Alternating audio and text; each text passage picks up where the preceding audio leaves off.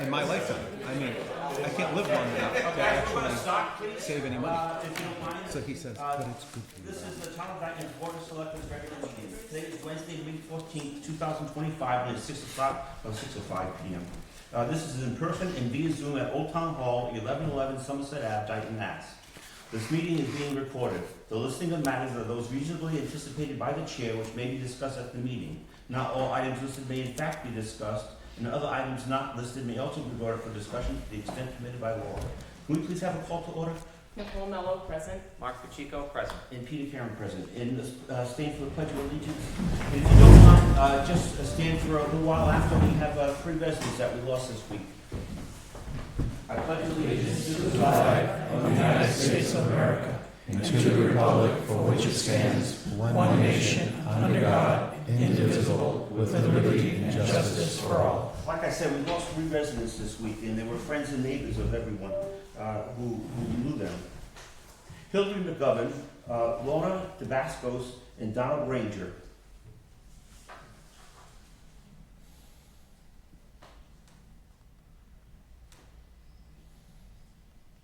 Thank you.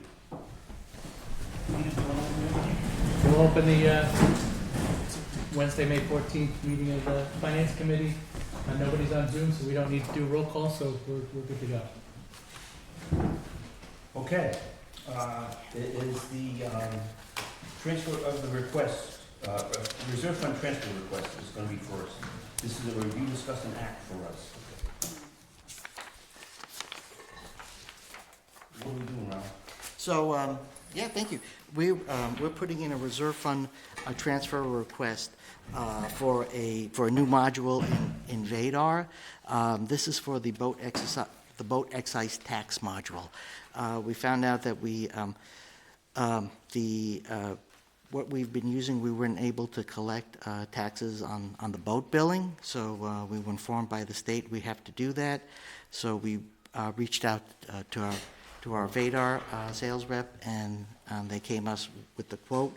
It was unexpected, but for this year to get it up and running, it's $5,576. The future, the annual module cost will be about $990, which we've already calculated into the FY26 budget. Okay. Nicole, do you have any questions? No. Mark, do you have any questions? I just don't think I see the paperwork. Did we get the paperwork? So this request is actually, it's really just a finance committee request. The selectmen do not have to vote. Okay. That's why we don't have You guys have any questions on it?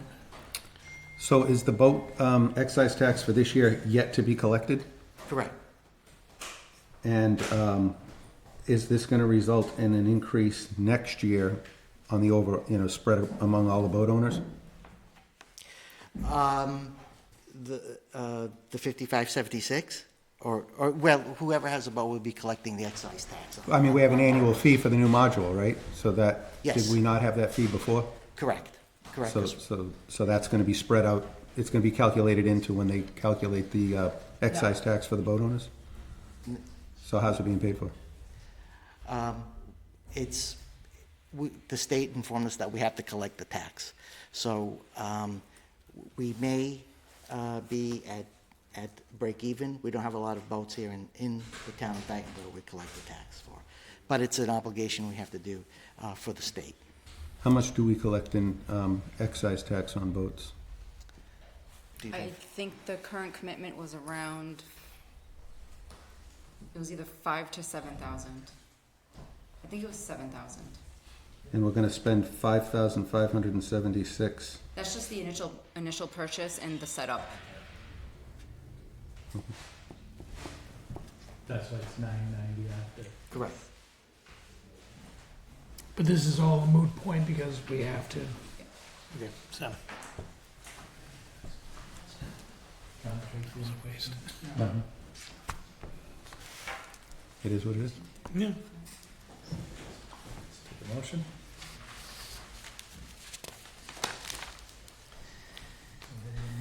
Second? Well, there's no motion yet. I make a motion for the Finance Committee to transfer from the reserve fund in accordance to chapter 40. The amount requested, $5,576 to, Vadar. the account listed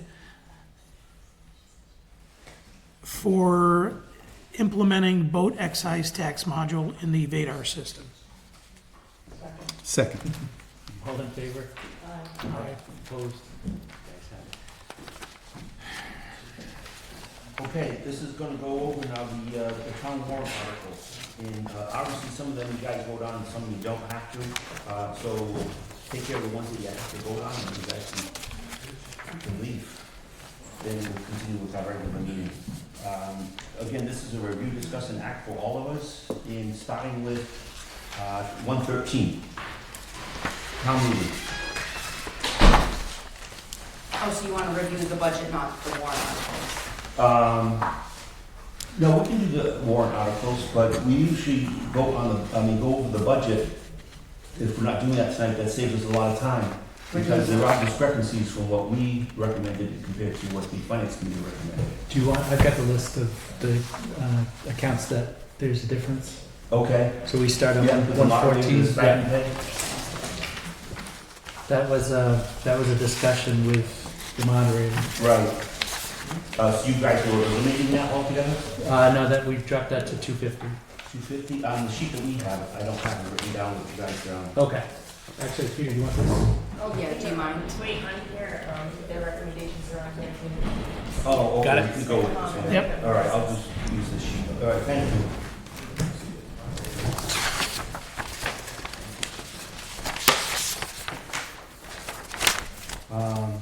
Is there any questions for the selectmen? No. Then, the other one was the Board of Selectmen. We decreased the salary by 1/3. Wait, can I go back, Peter? I'm sorry. Yeah. So as we're going through them, are we trying to come to an agreement or what's No. our? No. I was just questioning, right, because they're gonna have their recommendation at the town meeting, we'll have our recommendation. Okay, and if we decide to have any changes, We can change it. okay, all right, thank you. No, we can't change it. Yeah. Yeah. Through the chair, I think it would be best if you could come into some reconciliation Yeah. between the two. Okay, As we go through each budget. right. Okay. So anyway, we reduced it by 1/3. We figured we'd take 1/3 this year, 1/3 next year, and 1/3 the following year. You guys decreased it by half. Yeah, we went with the half across the board for Okay. all departments. Any particular reason why? We felt the town administrator made a compelling argument. Okay. And I think the extra savings was in the About between a third and it was $11,000 Yeah, between what was 5 recommended. digits.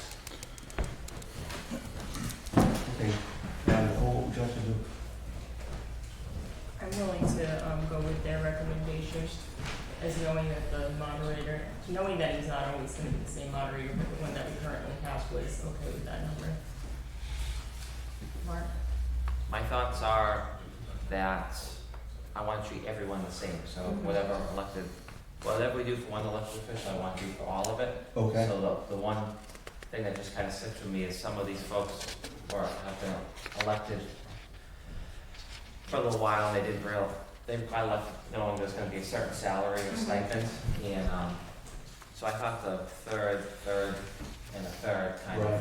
they could see it coming and perhaps plan better if, folks depended on this, versus going right to half to zero, you know? Mark, can I make a comment to that?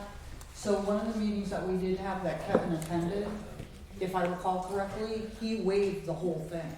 I remember And that. then we gave back, because we didn't feel, though we appreciated it, he's still serving, so. Yeah, I believe he texted Jake during another meeting and said he was good at that. Yeah.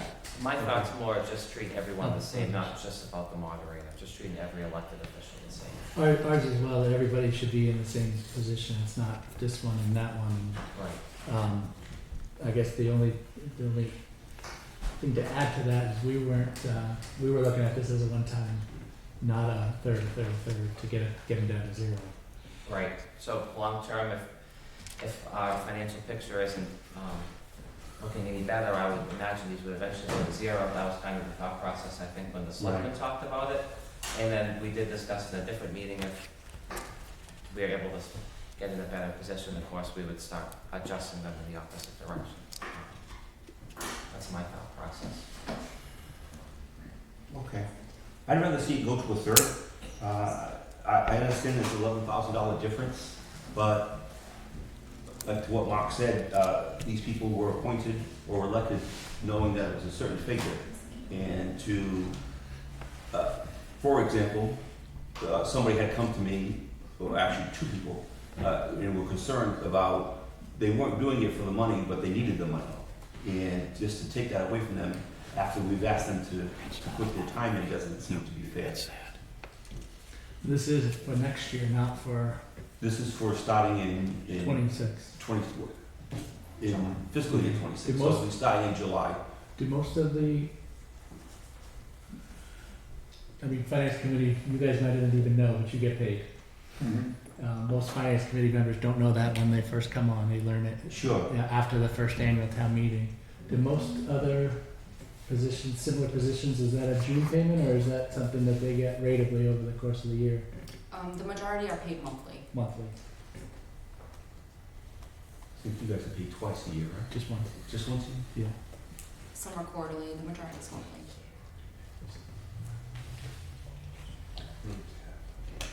You guys have any opinion on?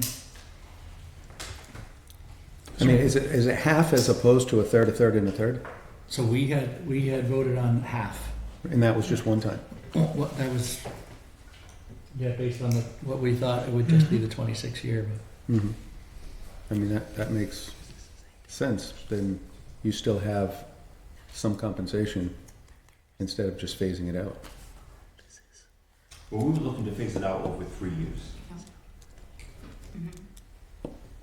So I think this is a healthy discussion to have at a town meeting. I mean, this is, Right. you know, It's not a hill that we're dying over, but if we can't agree, that's fine. We'll let the people at the meeting decide. Guys have any opinions on? I understand both points of view. And I kind of agree with Mark, we'll look at it on an individual basis, but, so, it's a tough one. Well, half gives you a significant savings now, and then we can see where we are next year. Have these always been paid? Yes. I'm not optimistic we're gonna solve all our financial issues next year, so I'm thinking we're gonna go for another third next year. And I hope we can, like I said, go in the other direction, but if not, at least we're kind of planning over time over 3 years. You know, so folks can plan, that's my only thought.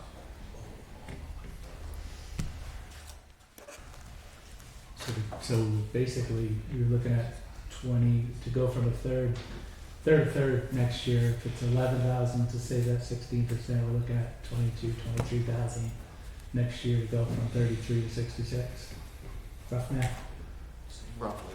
So if we're in that position where we're 22,000 makes or breaks us, we're in a lot more trouble now. I mean, To be honest, I mean, we started I a thought we already- conversation with the budget this year, that if we're dissolved in this that. position next year, Be zero, it's gonna be zero and then some, absolutely. That's a possibility as well. yeah? I thought ours was dissolved. No, ours is on here at the same as everybody else. A cut, right, ours is right now in at half of what it was for the current year. I think. Yeah. Yeah. Up to the, you guys, do you want to adjust or we keep it at the half? We would need a motion to adjust, or we can just move on. Okay, let's just take it to the floor. Yeah, we'll just recommend half. So there is a change on 122 though, Yeah, that is, the contract? yeah. Because the, it's all administrative assistance contracts, done negotiating, so there's some adjustments in there. You see it in 5110. And that is the only difference, right? Also the stipends. Oh, and stipends. And I think, let me see, I wrote down travel. No, we both agreed on travel. That's okay. What line number is stipends? First two.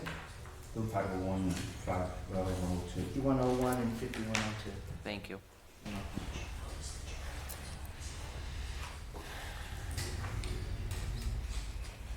So from a finance committee standpoint, there is 5110 has been adjusted to agree to the contract at 38,774.16. Take a motion to adjust that. Motion to adjust that. 5110. You have a second on that? I'll second All in favor? it. Aye. So what Opposed? do you just need to, I'm sorry? 5110 to 38,774.16. Okay. The town administrator recommendations, right? Okay. Nicole, do you have any concerns? No. Mark, do you? No, happy to make a motion. Okay. I'll make a motion for line 5110 to match the town administrator recommendation of $38,774.16. I'll second that. Motion made and seconded, any more discussion? All those in favor? Aye. Aye. And then it's the same thing on 124. Town administrator's budget. Yeah. The same dollar amount, 5110, 38,774.16. And then is the education stipend, is that a new, Yes, okay, and contractual? yes. That's the only changes? Yes. Okay. So 5110 to 38,774.16, and 5157 maybe for education stipends for 1,500 per the new contract.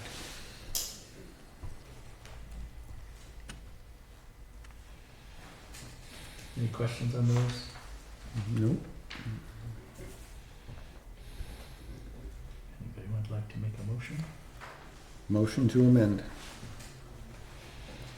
5110 to 38,774.16 and 5157 to 1,500. Second, I second that.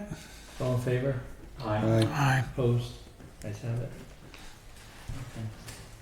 I leave the finance committee stipends the way they are until town hall, and town meeting. I'm sorry. Peter, you guys have. Oh, town maybe, administrator. I'm sorry. Nicole, do you have any concerns? No. Mark?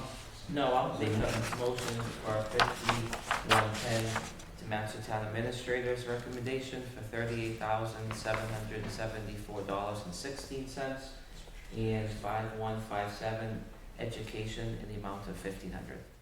I'll second that. Motion made and seconded, any more discussion? All those in favor? Aye.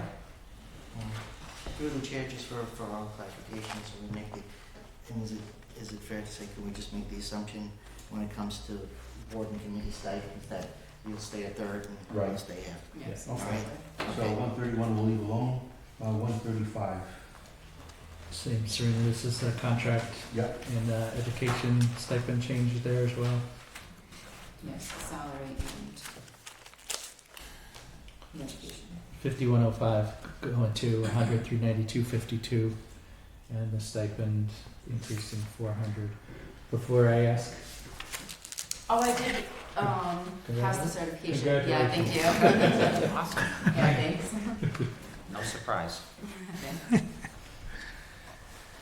any questions on that? Those two lines? No questions. Take a motion.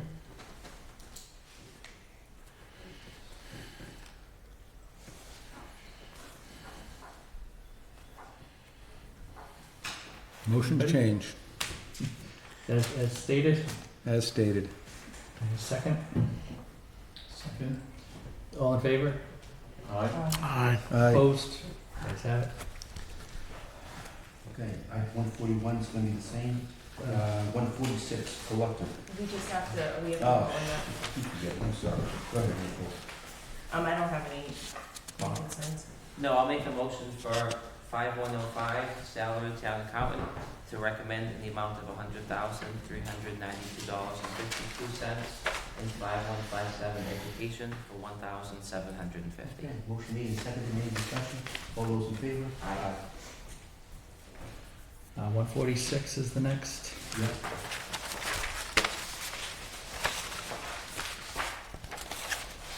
Five, two, four, zero. 5240. Just a change to equipment repair maintenance. Is that 5240? 5240.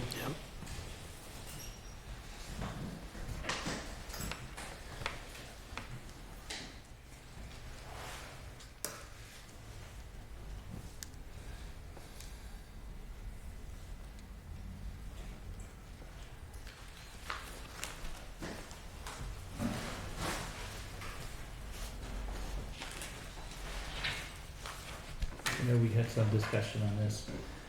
Basically, between the two accounts, he had 800, now right now it's down to 200.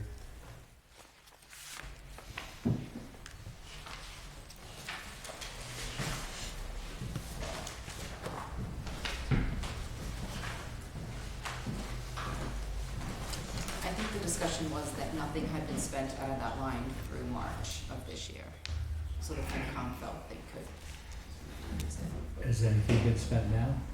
I did not pull a report through April, no.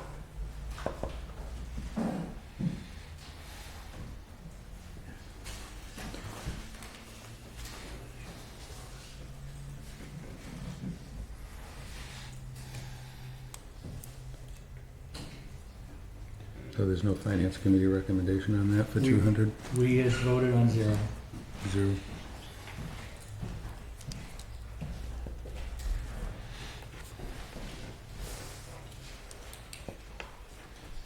And the selectmen also have the option to come down to meet FinCom. It's, not always one way. Mm-hmm. I think that's fair. I'm happy to do that. Mm-hmm.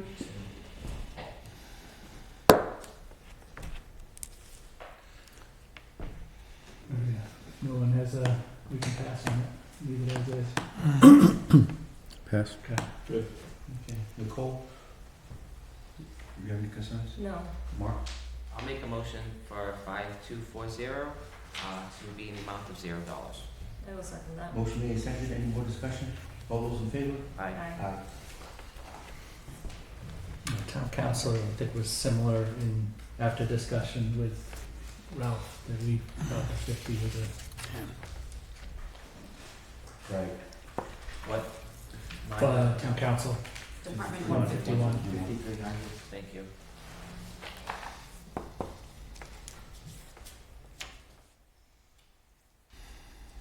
Yeah, we did have that discussion. And I think we talked about, we could always go back to special if we need it. If we needed it, correct.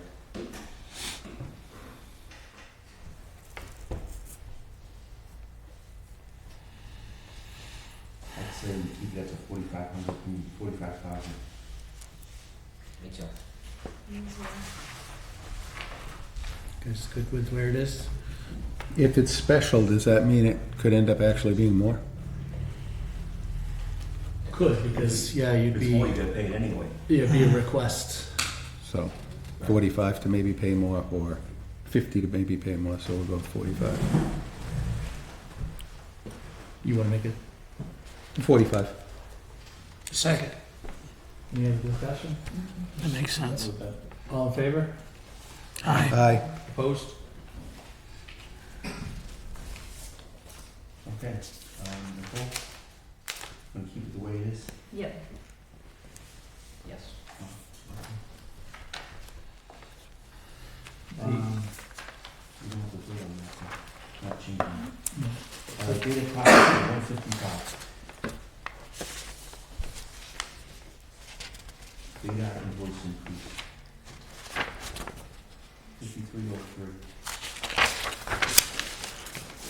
Does that change what we just, This is, has to do with the with the betterments that Paul put forward last time he was here. So right now, the betterments are just done on an Excel sheet outside of our accounting system. And there was 1 year that it didn't quite make it to the real estate taxes, so there was 1 year that we didn't collect on any of them. So now I am kind of requesting that we do move it into the accounting system, and we got another quote from Vadar, and that wouldn't be until fiscal year '26. So I was able to do the boat excise this year, and then the betterment work into the budget for next year. So without the betterment being off on the side sheet, it's causing the valuations to be off?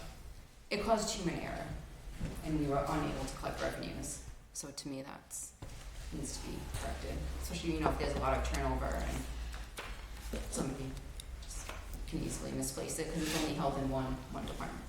Then is this just similar to the boat exercises? That's a big upfront and then Yep, it's about the same cost.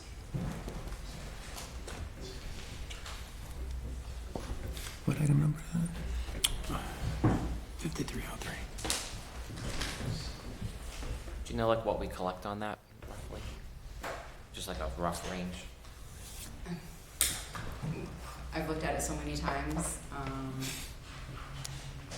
Not really. Did you?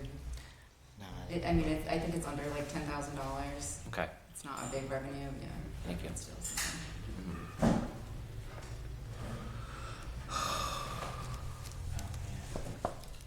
I think- we would just look, yeah. There's only Yeah, it's like, half a dozen residents too. Mm. And this is something that's similar to the boat, we probably have to do this, right? And is this the one-time initiation fee? And then Yes. after that, it would be just a user fee every year? as similar to the vote, just the annual fee is about $900. Mhm. Thank you. This is to collect what? What are we collecting on this one? Should be about 10. So, a what? It's about 10,000. No, but what is it for? The betterments are being kept off in basically an Excel spreadsheet right now.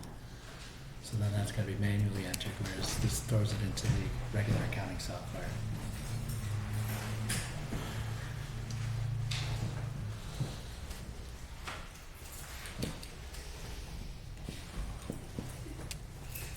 We have to do it.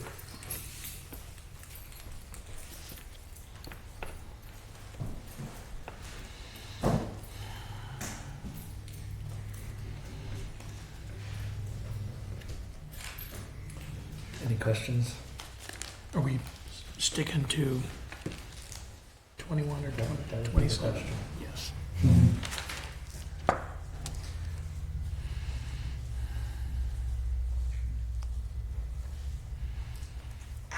we don't want to do this one as a reserve transfer because this is an operating cost for next year.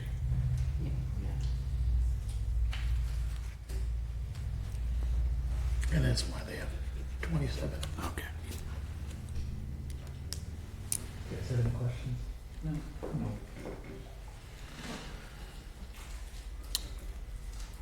We want to go to the 27, increase. What do you think? We have to. Yeah, I think, yeah. Well, we, A motion? Motion to make it 27, 410, 33, as stated. second? All in favor? Rob, do we have Aye. to vote on this one because it's Aye. opposed? Yes. Oh, sorry. You guys have it. Yes. Okay, any discussion, guys? No. No. Make a motion for 5303 to match the town administrator recommendation of $27,410.33. I'll second that. Motion made and seconded, any discussion? All those in favor? Aye. For 158, I know the discussion from our side, our end of it was that he isn't spending anything, so cut the 2,500. Anyone else have any thoughts on that? For 158? 2,500 sounds good. So keep it at the 5,000? Yeah. Motion to keep it at the 5,000? Yes. We don't even need to. Just leave it. Motionless. Nicole, what would you like to do? No motion.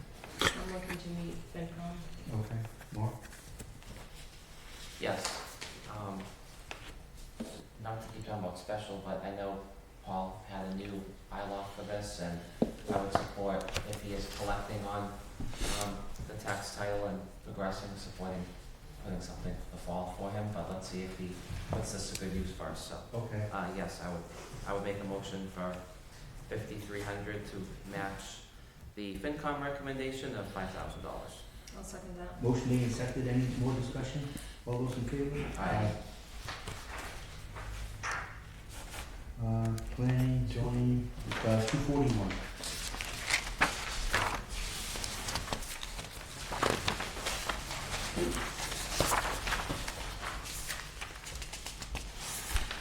I think that's just with stipends. Is that what that is? There is a change Oh, on no. demolition, demo Is that the 5380. We both have 16.8, but department request of 10 and town administrator 10.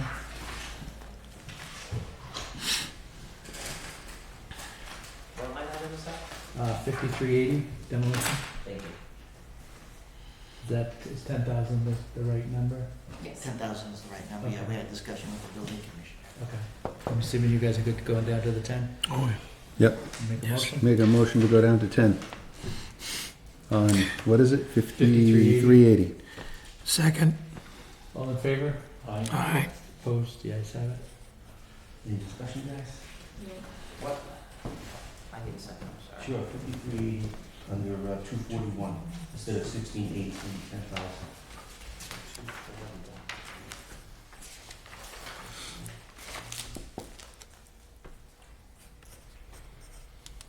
Can you say it again? I couldn't find it. Sure. Sorry. 53. I got it now. Oh, you got it? It's gonna be 10,000, Okay. which is what the town administrator has requested, and so is the building inspector. Okay. I would put that in form of a motion. I'll second that. Motion made and seconded, any more discussion? All those in favor? Aye. 292. 292?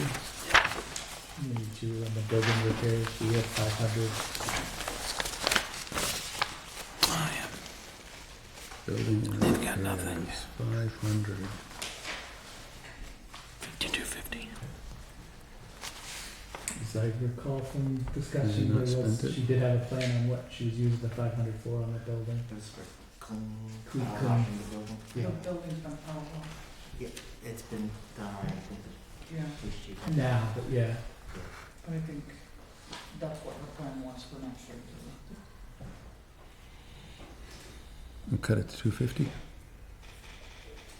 do you have any idea what that cost? I think someone donated their time and materials, they have it power washed, so I don't know what the cost was. We did pay a few hundred, Okay. I mean, maybe like I thought we agreed the building inspector was, the town highway was going to do that. I think I remember paying a bill Yeah. for that being Okay. washed. Yeah, maybe even just the materials would be probably a couple $100. Because I think the PD wash was about 800 and then the ACO was less.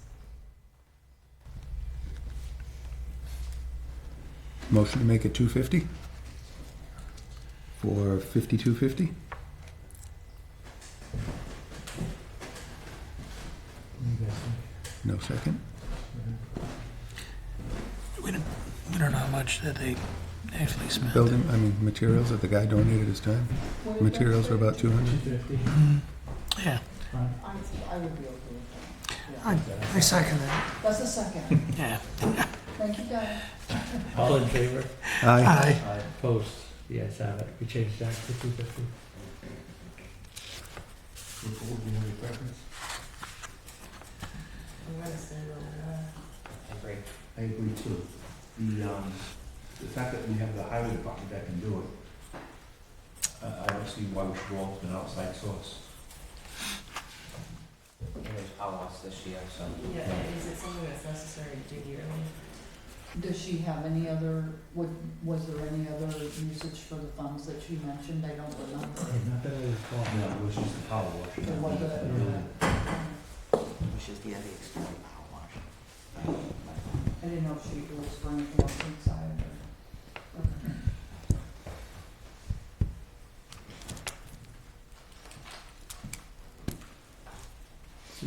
Oh, 13401,910 for 5690 and 300.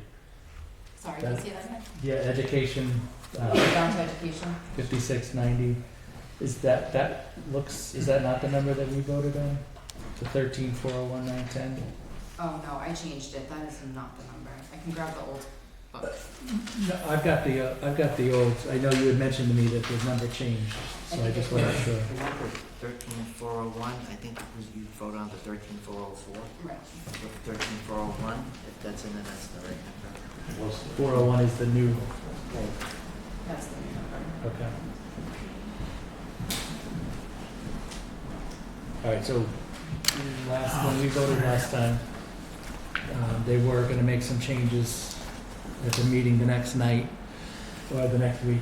13401,910 is the number that they came in at. Okay. That's the number we recommended. Yep. So we recommended originally 13,404. 404.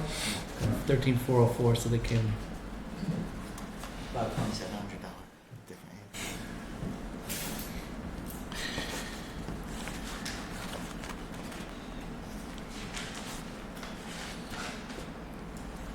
So is this an amendment? yeah, this would be an amended. Okay.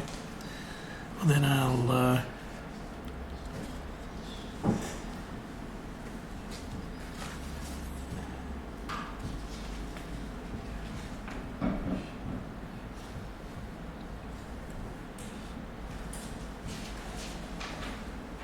propose we amend it to the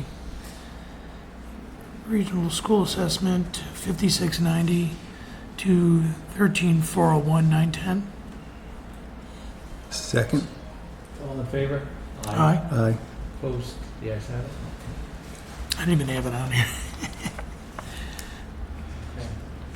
Peter, I don't think is that Yes, you do.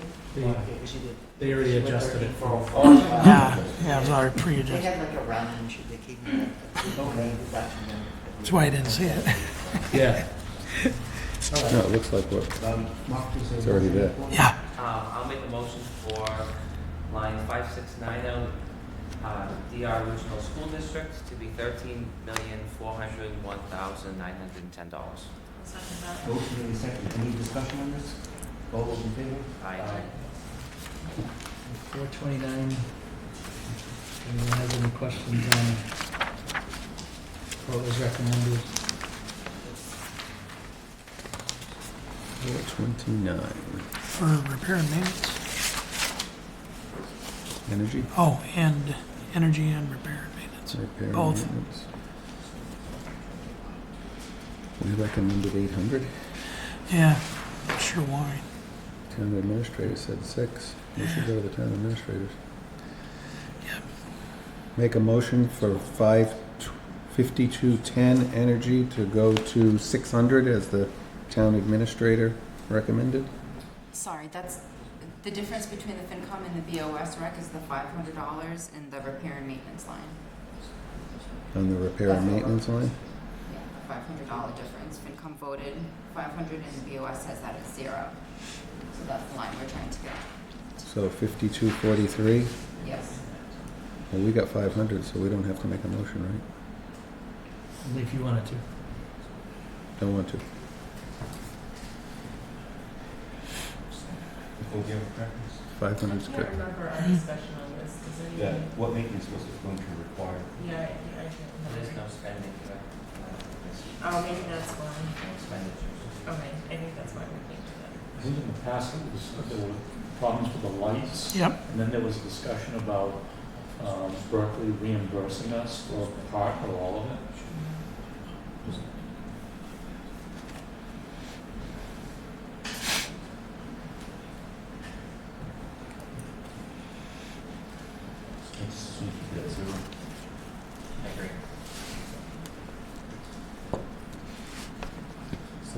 491, that's just a matter of the new contract. Yes, for the cemetery. Oh, yeah. The new contract came in lower than what we had voted on, 28,696. I recommend that we go, recommend 28,696 for 5310. A second? Second. All in favor? Aye. Aye, Opposed? Yes, have it. So that's now what, 28 what? 696. 696. Yep. I have no discussion. No, I'll make a motion for 5310, contract payable mowing, to be recommended as $28,696. Motion made and seconded. Oh, I second that. Motion made and seconded. Any more discussion? All those in favor? Aye. Aye. Okay, let's see what else we got here.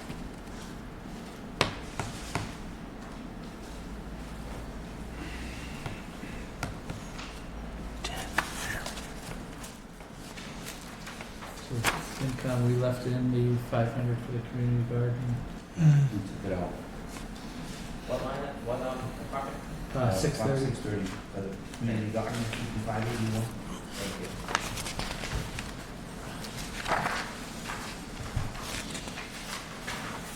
Let's say it, keeping that out, it doesn't look like they, have they expended anything this No. year? Like to keep on recommendation as well. So, okay. Is that right over here behind the, Community garden? Yeah. Oh, 691, the other supplies, we had left, we pulled that out. Besides me barging in on their meeting last night because I thought our meeting was last night. Yesterday I thought it was Wednesday, all day long. Any other changes to, or any reasons, additional reasons why the 400 would be spent? We haven't heard anything. We assume nothing, so. leave what it. line is this? 5581 for, in 630, 581. and 630. Is your zero based off of Actually, that it's they have 630. this- 630. Right. Partially that, and then that, yeah, the reason, the based on the plan, it didn't 5581. sound like Yeah, it and was then we're doing 500, they're doing nothing. Right. I'm willing to, I'm lost on what the department was. oh, we're on 691. In line 5580, other supplies? Oh, thank you. And what did you say? I'm willing to meet with the FinCom 10. Oh, absolutely. Yes. I'll put that in form of a motion. Second. Motion made and seconded. Any more discussion? All those in favor? Aye. That's it for you guys. Other articles? Everybody have a copy of the book?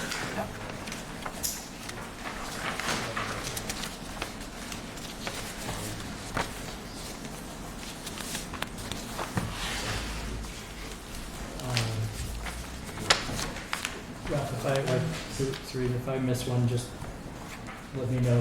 We've jumped. Anybody have any questions on Article 3 for prior year bills?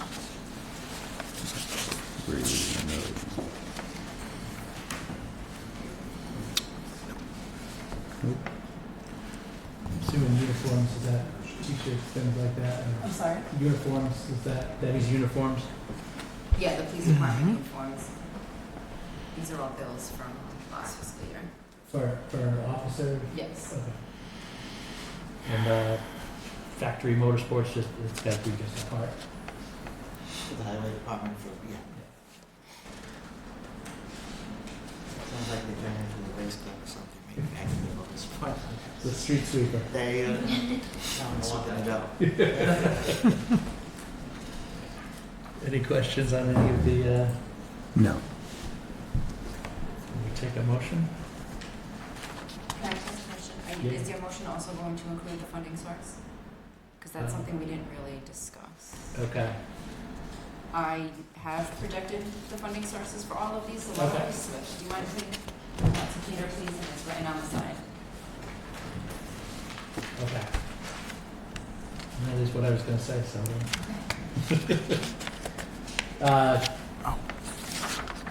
So we got free cash for the prior year, if is the recommendation, is no one else has any questions, we'll take a motion. Make a motion for Article 3 to see if the town will vote to raise and appropriate and/or transfer from available funds the amount of $1,704.74 to pay for prior year bills or take any other action relative thereto. Can we change that to free cash? Transfer from free cash? Transfer from free cash. Second? Second. All in favor? Aye. Opposed? You guys have it?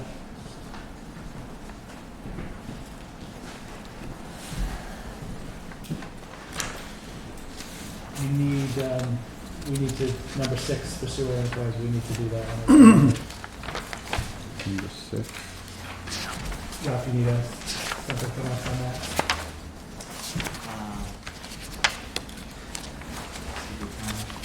A lot of recommendations from the finance committee. Is that part of, It's we already recommended that, right?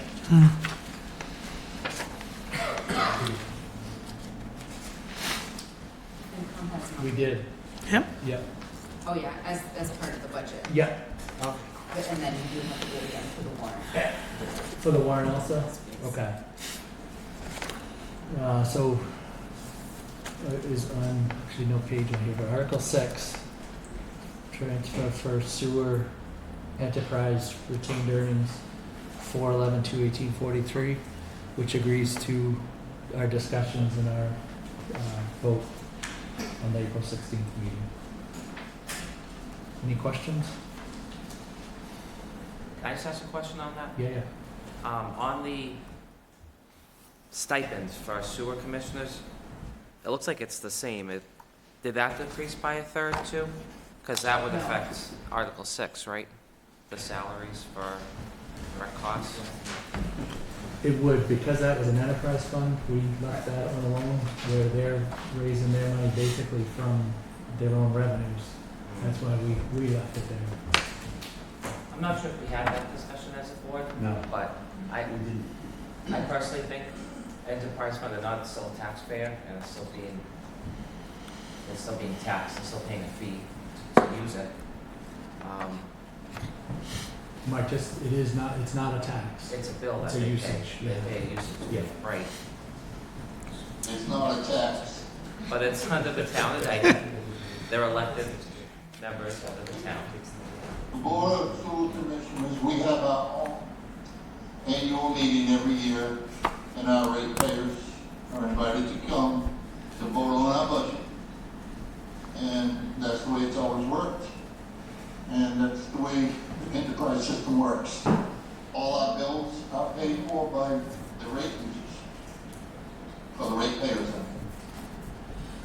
So how come like the water district and the fire district, they also have salaries and are elected? Well, right, the North Dayton Fire District operates like an enterprise system also. All their employees and their staff are paid for by the ratepayers. So why is the sewer on our warrant, but they aren't? Do you know? It's a separate entity.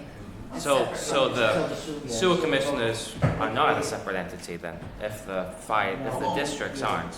Yeah, right, they're, the Well, that fire was- district and water district are quasi-governmental agencies which are outside of the town, technically outside of the town of Dayton.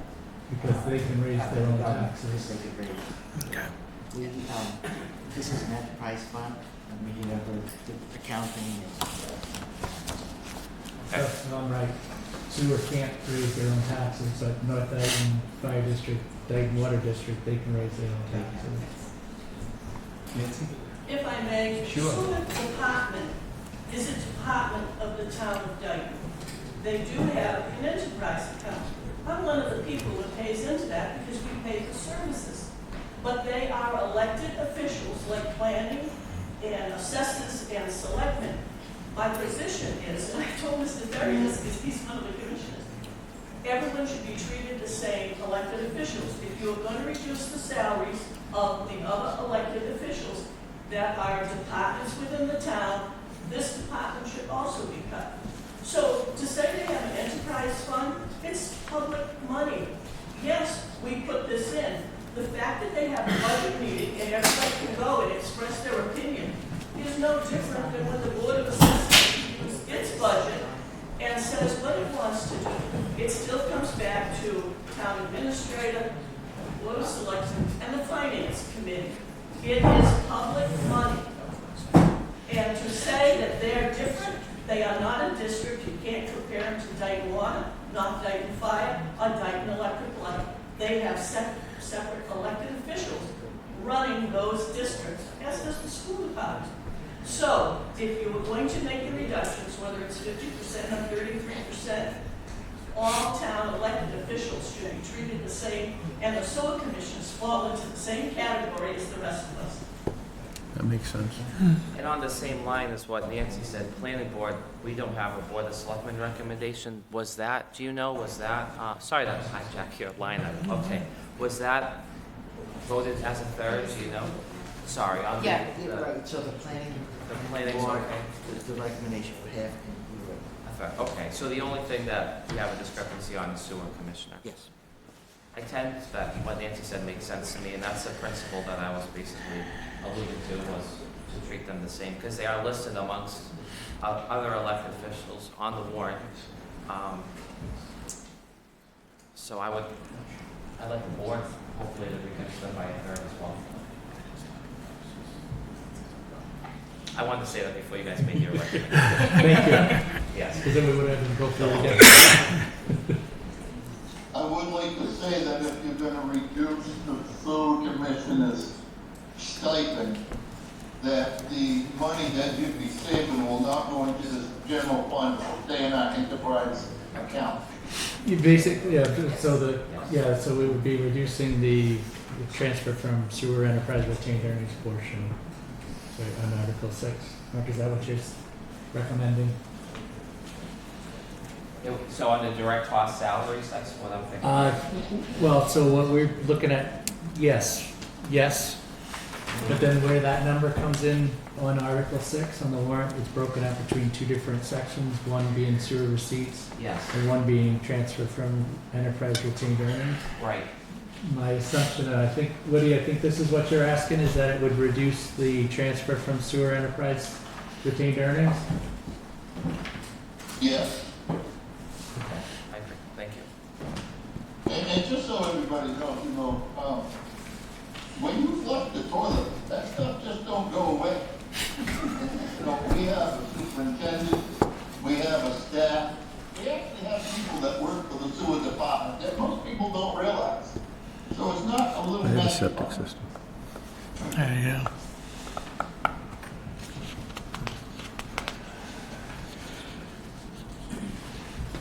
Well, Woody, if I'm gonna make you laugh at all tonight, it's that under my breath I guess said, poop. You didn't It's on laugh. your, You didn't laugh. Can we vote on that? We can, yeah. Okay. So, I mean, my opinion, everybody should be treated equally. So if we did want to revisit that, that would go to the 50%. 5101 would be 1722.25. 5102 would be 2285.81.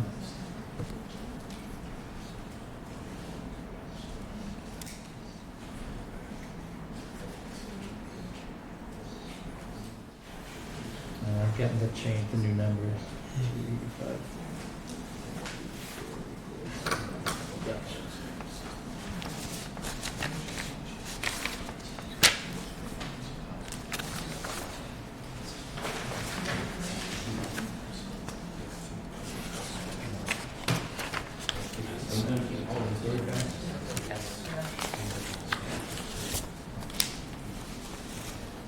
So that would change, changing 5101 to 1722.25, 5102 to 2285, 81, No, 84. Yes, no problem. This is actually on Facebook. Right. I'm sure there's no one mad yet.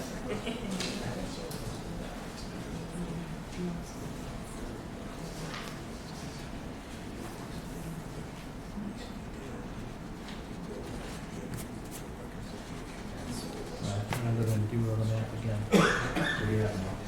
So I have the chairman's salary would be $2,296.10, and each member's would be $1,523.74.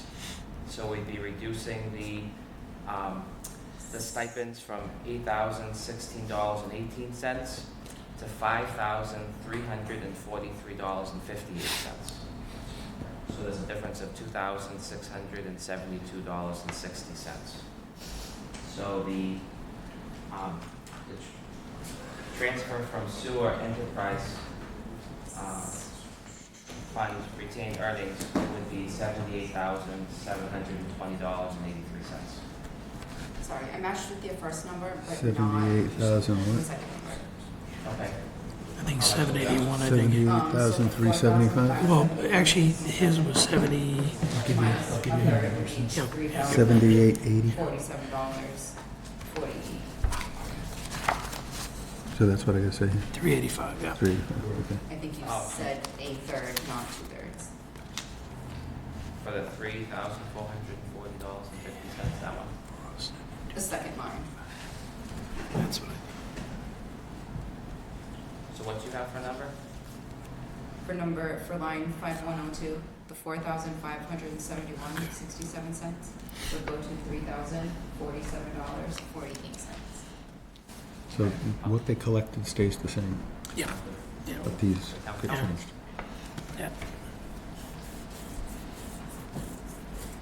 Okay. Are you ready?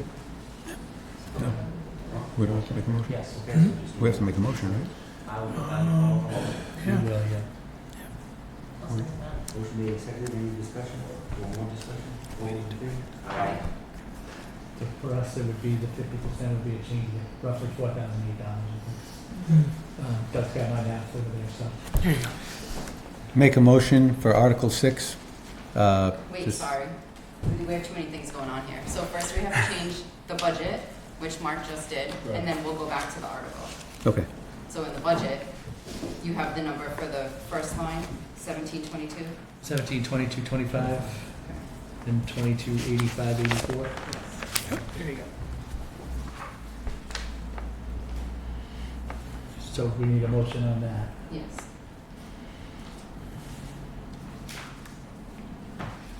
What number is on that? 172225 Okay. 451. Okay. So I make a motion to change or to, we recommend 17 to 20, 22.25. okay, 1,700, 17. 722.25 for 5101 and for 5102. Is that 51? 2,285.84. Sorry, I just couldn't read it. I know. Second. All in favor? Aye. Opposed? Yes, have it. So then bringing that to Article 6 would be 329,825 through sewer receipts and 77,385.35 transferred from sewer enterprise retained earnings, totaling 407,210.35. Make a motion on Article 6 as read. Second?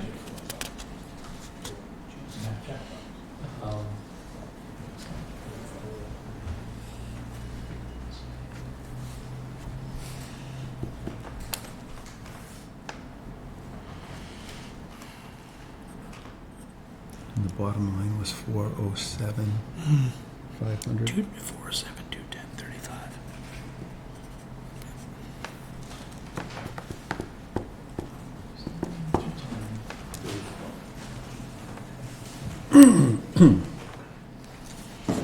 It was motions, was it seconded? Yep. Seconded, all in favor? Aye. Opposed? Yes, have it. For Article 7, I'm assuming we can make a motion just as written in the article. Yes. Anyone have any questions on the CPC funding?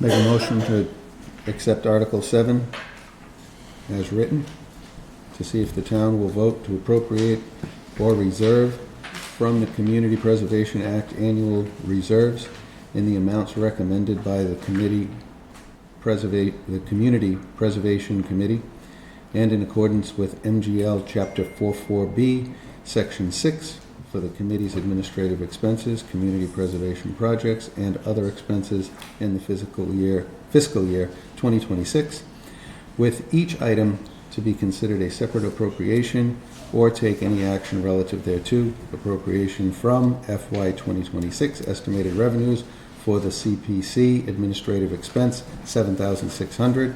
Reserves from FY 2026 estimated revenues for historic resources, $15,200. From FY 2026 estimated revenues for community housing, $15,200.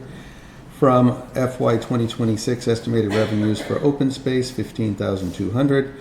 From FY 2026 revenues for budget reserves, $98,900. Anybody second? Aye, second. All in favor? Aye. Aye. Opposed? The ayes have it. Article 8, I'm assuming we can just say as written.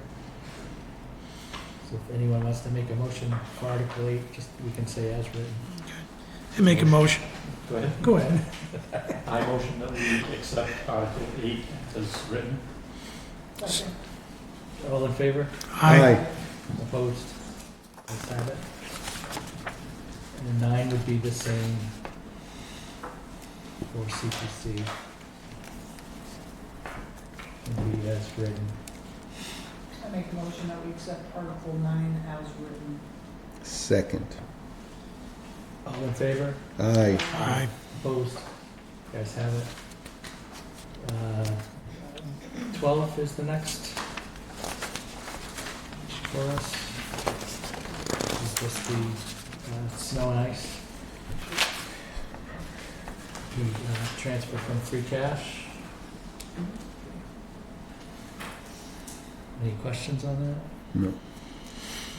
Take a motion.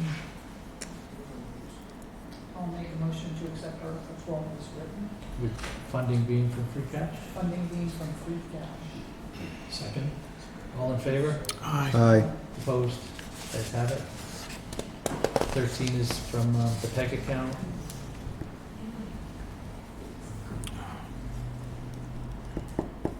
Make a motion that we accept Article 13 as written with funds coming from the budget account. Second. All in favor? Aye. Aye. Opposed? Guys have it. 14.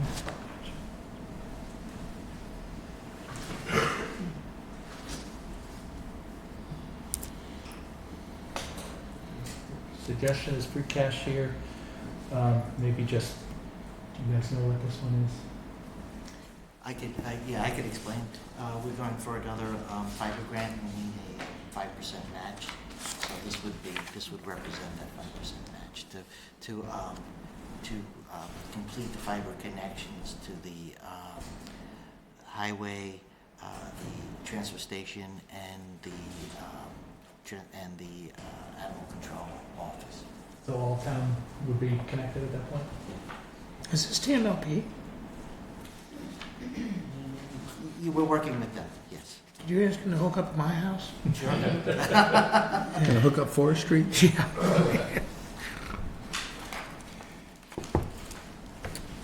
you say it would come from free cash? Yeah. And how did we get to this $10,000 figure? That's the minimum we can put up? Yes. 5%. That's the match, right. Okay. So 5%. It's about $200,000 with the total funding fee for it, so we would have to come up with 5%. What does, can you tell me the municipal buildings it connects again? Sure, it would be the animal control, transfer station, and highway.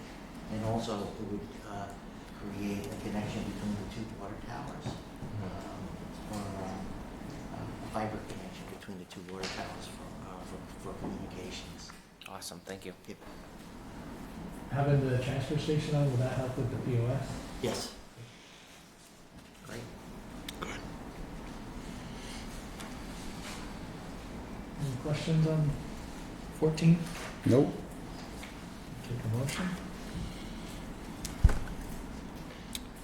Proposed motion to accept Article 14 as written. Second? With the funds and Oh. source being free cash? Yep, with a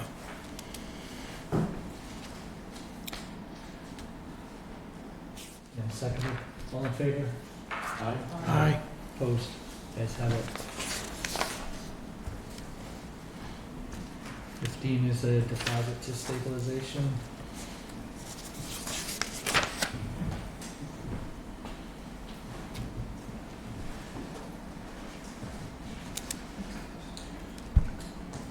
So, do we know where, if everything goes the way it's going, what free cash would be? Left over? Yeah. About 200, a little more than two. We had $200 or 200,000? 570 miles an hour, they're mostly. That's the first thing I thought of. Better be 200,000. Yeah. So that's before, It's 570. We were at 570 and then I dropped it from the We took 371. 37. Oh, yeah, 370. It's gonna be 1704. And we're appropriating this to the stabilization fund. This is for stuff we don't know that might come up. 60. 60, assuming everything. Yes.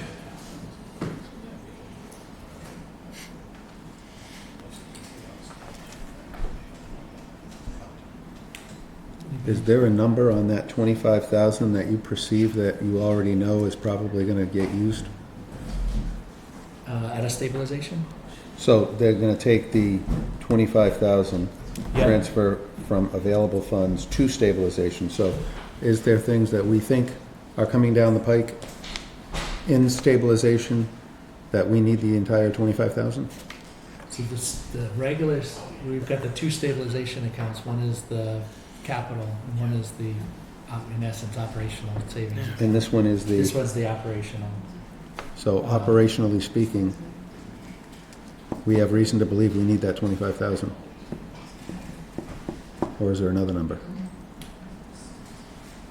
So once it goes into stabilization, then it can't be used except for two-thirds vote at a annual or special town meeting to be used again. So in essence, it locks some of the free cash, remaining free cash into that account. Through the finance committee, we're trying our best to retain strong, positive fiscal habits, and one of them is to every year we should put money into the stabilization fund. Our creditors look at that. It's the stabilization fund, sometimes called the rainy day fund. So I wanted to put something in it, and I mean, if it's free cash, I felt that this was an appropriate use of those funds. It's more, it really is, I mean, at 25,000, it's a token contribution, and I think the state likes towns and cities to have 8 to 12% in stabilization funds, which I think we last year were pretty close. Based on the increase, the 25 wouldn't get you to the 8 to 12% this year, but we don't really have a choice increasing it more. Maybe at a special town meeting we can put some more in, but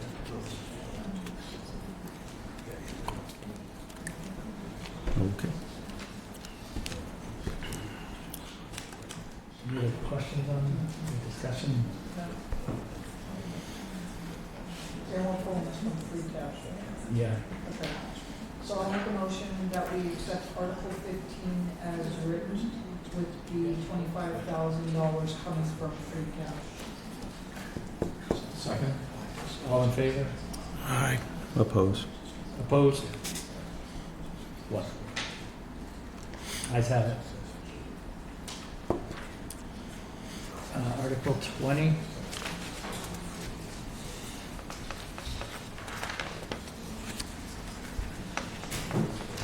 Okay, this is the discussion from last meeting regarding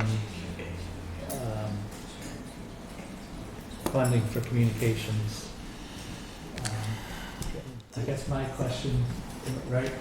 Right, this is Article 19 is would be the Director's Article of Article 18. Article 18 is from Mass General Law, Chapter 44, in case, if any time in the future the town decides to go forward with some sort of ballot question, capital exclusion, debt exclusion, Proposition 2.5, this gives the town the opportunity to explain the difference between what a yes vote means and a no vote So the funding for that would pay for town council review and mail to the mail.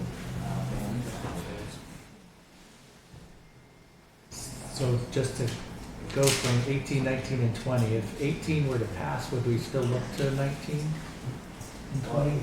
Well, no, let's say, if 19 doesn't pass, Then we don't need 20. then we don't need 20. If 18 passes, we'll still look to pass 19 as Yes. fallback. Yes. Okay. Everybody understand that? And then 20 is to pay for communications for Article 19. Okay. Which if it doesn't pass, we don't need. Great. He's a resident that has a question.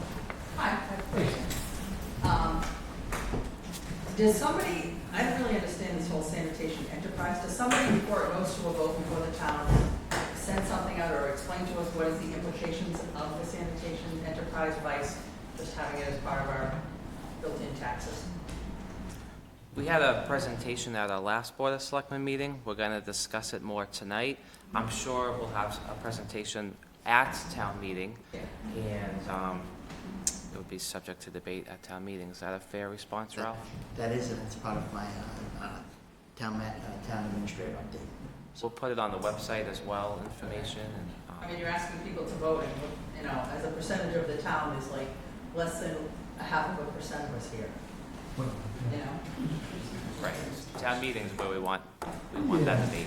Would I be right to assume too that like that kind of information, if you guys have any presentations or anything, that'll be at the town meeting as well?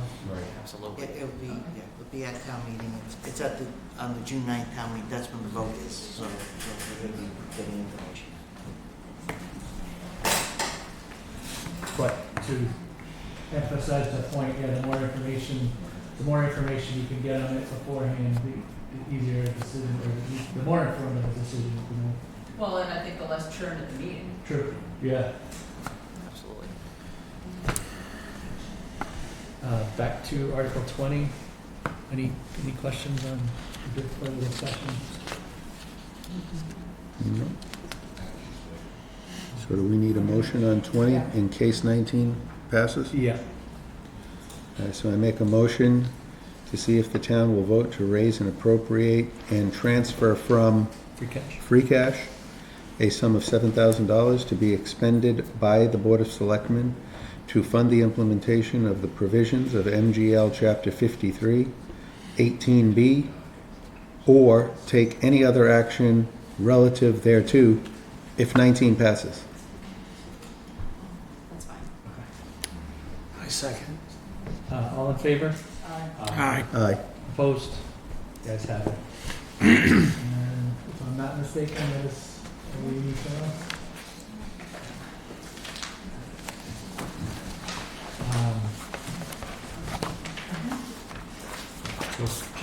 The only other thing on our agenda, or it's just the April 16th minutes. If everybody had a chance to read both versions. Any questions, any other questions? If not, a motion to approve those minutes. I make a motion that we accept the minutes from the April 16th. Second?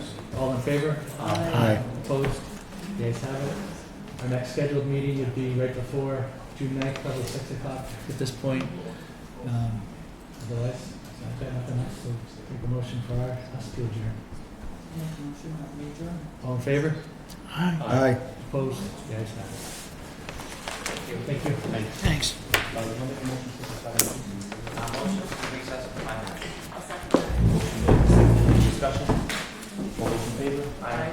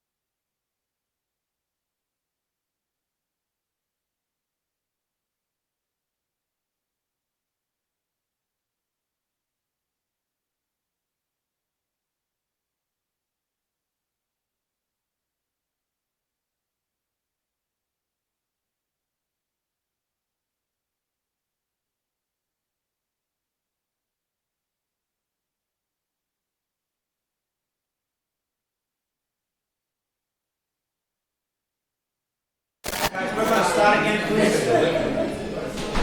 Okay, need a motion to take the agenda out of order, please.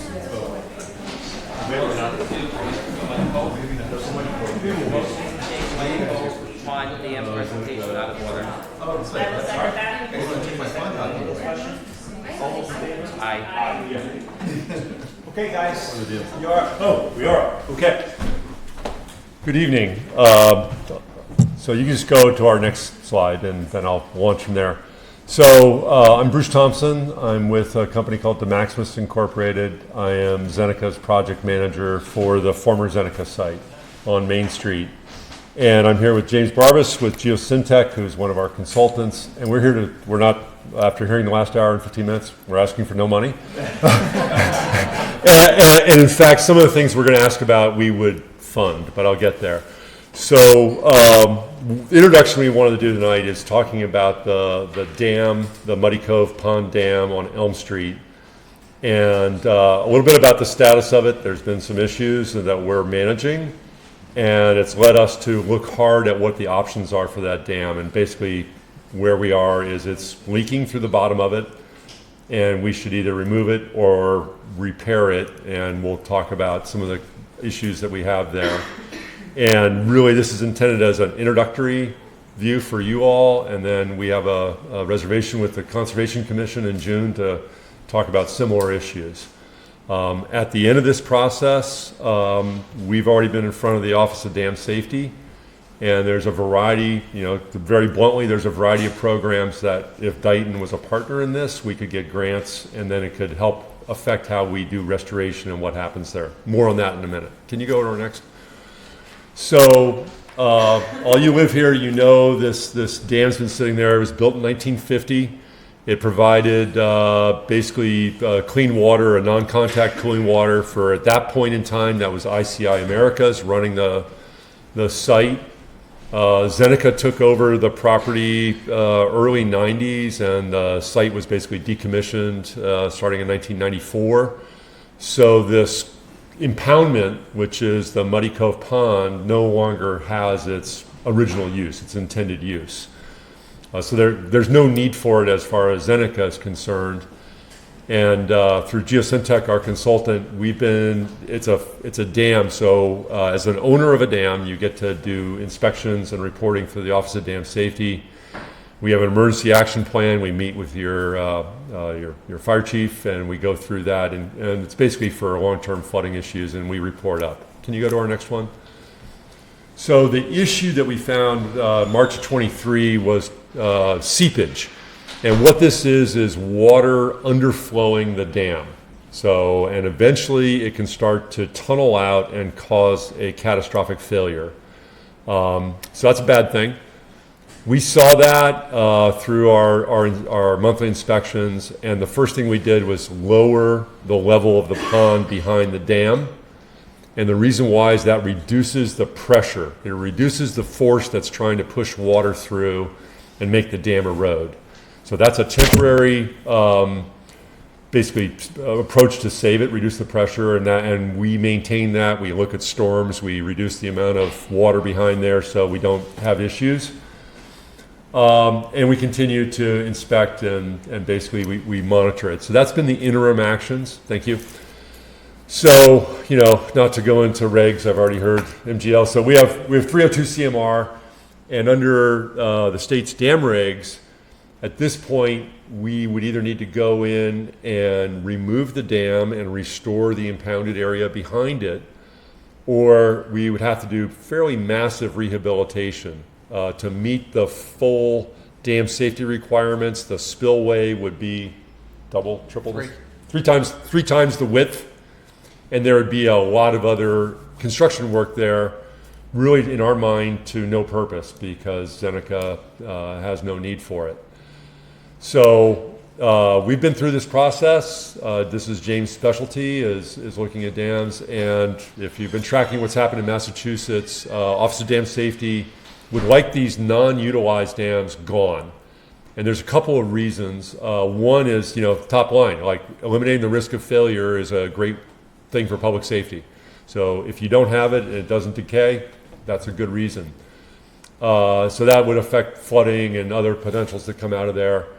Another big push has been fish passage for herring. So there is another railroad bridge, the former railroad bridge right along the route, which we're looking at basically building a fish ladder in, and this would allow herring to go all the way upstream. As a future discussion with you all, the impounded area could become open space for the town. Zeneca would be willing to do this work and then deed it over, and then cause we don't have a need for it anymore. And there's a few other issues here. Looking at your open space plan, we think it fits in the vision of what the town's been looking for, but that's kind of a secondary pitch. Can you hit the next one? So that's the overarching view, and we also thought it might help to see some more local projects where there have been dams and fish ladders removed and areas restored. And I want to let James talk about those, and then we'll try to leave time for questions because we know you're all short on time. Yeah. So not too far away in Plymouth, they removed about 7 dams for very similar purposes. Aging, didn't serve a purpose. Holmes is one example that's similar. Had a pretty sizable impoundment behind it, and from here they actually included a more formal park behind in the restoration. But overall, if you go to the next slide, you can kind of see how the impoundment can turn into a green space habitat. So, if you're thinking about right now we have a warm water fishery, right? In the summer, water goes down, barely any water goes over the dam itself. There's no water going through the low flow outlet. It just turns into a big bathtub full of green algae kind of muck. future condition, if we removed it, now you have birding habitat. Now you have other habitat, year round that you can survive in. Better wetlands, because you're going to have flowing water constantly. Things of that nature that we'd be looking to improve on. So that's one example. Next one is, same in Plymouth, just another dam removal. And that's kind of, we like this one because this is kind of the stream will probably be smaller than that, right? We've been out there upstream and downstream. It's not a large stream. But it would be something like that where you kind of have a nice little stream coming through and then, meadow and transition into forest over time in the impoundment. And like Bruce said, the restoration piece is that's, we're really early in the process. So part of why we're here is we understand this is, your community and, in the future restoration, kind of some input and things like that as we go along, because that's where, we have opportunities. And this is just a very high level rendering of something that it could look like. So if you look there, there's the pond now, and then kind of a future stream, meandering stream. Once again, do not scale that stream to reality. It will not be that wide. It's not a design. And But, let me hit one other point. So we're talking about the dam. I think everybody's aware there's also the plant site where we're having an environmental investigation. I also manage that. This is upstream, and another part of our whole vision for this project is we have sediment on the site that's going to need some work, some remediation. And a big part of our vision is we want to work from upstream to downstream. So the dam project kind of comes first, and with our other working with EPA, we're not ready to work on the plant site. That's moving along. We actually just submitted a major report into EPA, so that's going to pick up. But this is kind of our first step, is to start getting ourselves oriented. And lastly, we'll be back in front of you all, Concom. There's a lot of permits and Army Corps and everything else. Whether we do restoration or rehabilitation or we take it out, it's basically the same kind of a permitting process, but it's probably 18 months or more to get through all the hurdles where we can come back and really start work. So I know that was kind of a blast from a fire hose of information, but we also had a short time, and we wanted to also allow time if you had any questions or concerns. Thank you. Obviously, it's informational only, but just briefly, what are the real upsides to doing this? I mean, it's nice. It looks nice. I'm not so sure that it's just not a monetary situation for. It definitely costs, and there's an insurance cost, there's a maintenance cost, there's a risk, and quite honestly, the thing that we're kind of tired of is the trespassing and the amount of work we do every year to go in and fix the fences because of jumping. It's I think what the lawyers would call an attractive nuisance, and so it's Zeneca property, but it's being used as a swimming, fishing hole, whatever else. There's a risk there. Yeah, the financial side is real, but I don't think there's an obligation for Zeneca to maintain something in perpetuity that they have no use for and has exceeded its design lifespan. Right, so it's definitely a benefit. I get it. We're very sensitive. We know the houses right there. The folks are going to be losing a waterfront, right? But it's not their property. Yeah, it's the other side.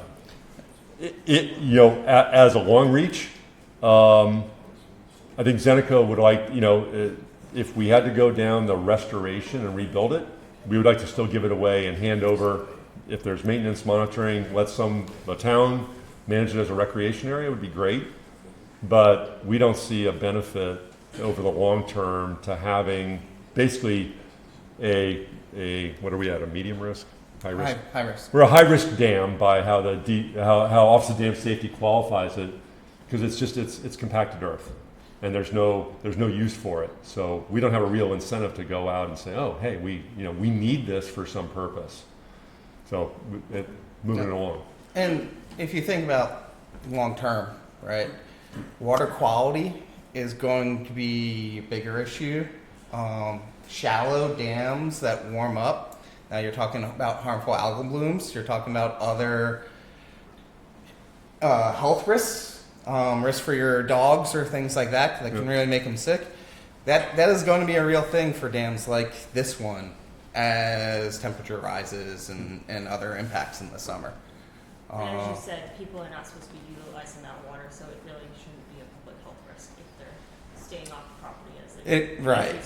That's a huge if, because every year we're spending tens of thousands of dollars fixing the fences, right? Because I'll stop cutting them. that'd be great. I don't think we've seen you out there. That's how good I am. Yes, yes, sir. I kind of have a series of questions. Oh, wait. Sorry. Let you guys go. We'll be right with you guys. Okay. Nicole, do you have questions? So I have a question in regards to water displacement. I have concerns. I have history with losing a family business to water displacement from a community that said it could never happen, and then 5 feet of water came in, blew the door right off the business lost, gone forever. If we're changing the way the water works, is there any kind of concerns and anything like that happening? Right. Yeah, we've been doing the hydraulic modeling for this. There is a transfer, right? The dam does not store. It's not a flood control dam by definition right now, right? There is no flood control purpose. But because the dam spillway is undersized, it does store a little bit during floods. There would not be what we're seeing, a change in frequency of flooding downstream, and it would be tenths of feet, right? And we're talking all the way up to the 500-year flood. Now, where a benefit could occur is Main Street. The Main Street Bridge is actually below the top of dam. So if you did get a large flood, right now, Main Street would flood because of the dam in its current state. That would not happen if we removed it. So there would actually be probably more of a net benefit to Main Street than downstream flood risk. Thank you. That was all I had. I have a few questions. So how did we arrive here? Are you here because you have to be here, or does Seneca have a priority of educating our community? Both. Okay. Right? This is what I do for a living, is I manage big environmental remediation projects. I was in front of a different community up in another part of Massachusetts today on one of my other projects. So trying to explain what we're doing, which can be very technical, is part of it. The dam issue came up when we observed seepage based on our monitoring of it and said this is a problem. So now we have an issue. So now we do need to be in front of you because we have to.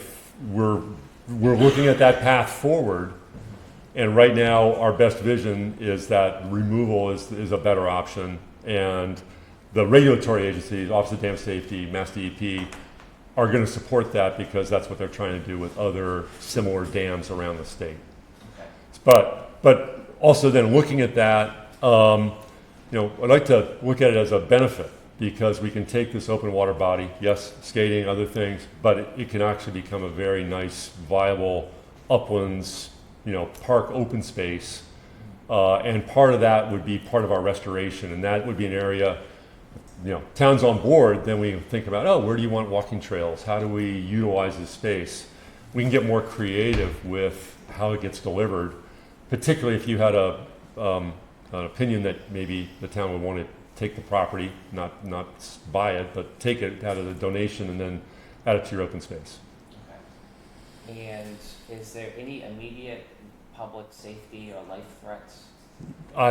No, that we addressed that by lowering the level of water behind, and then we've been monitoring the amount of seepage coming out, and so we're able to make a direct correlation that that's reduced, and we don't have a concern about imminent failure. And what is an optimistic and conservative timeline if this is to move forward and the dam is to be removed? The biggest time issue is just the permitting process because we've got to come local, state, and federal permits. So we got to go through the Army Corps. So there's a layer, and that's probably on the 18-month, window just to get through those hurdles without delays. If you guys have done other projects, you know how state permitting can go. Right. So that's the issue. But again, we've looked at this, we've been grinding on it, and we said it's time to get in front of the community, so we can get some direction, and ideally try to, merge our approaches. And you talked about remediation to the area. Is there remediation of, to make it usable, or No. is there any contamination? So the dam impoundment is not contaminated. There's been some sediment sampling up behind the dam because it was just making non-contact cooling water pipe down to the industrial area. The industrial area definitely has contamination that's going to need remediation. We've been through risk assessment there, so whether it's treated in situ or excavated, that's a future problem.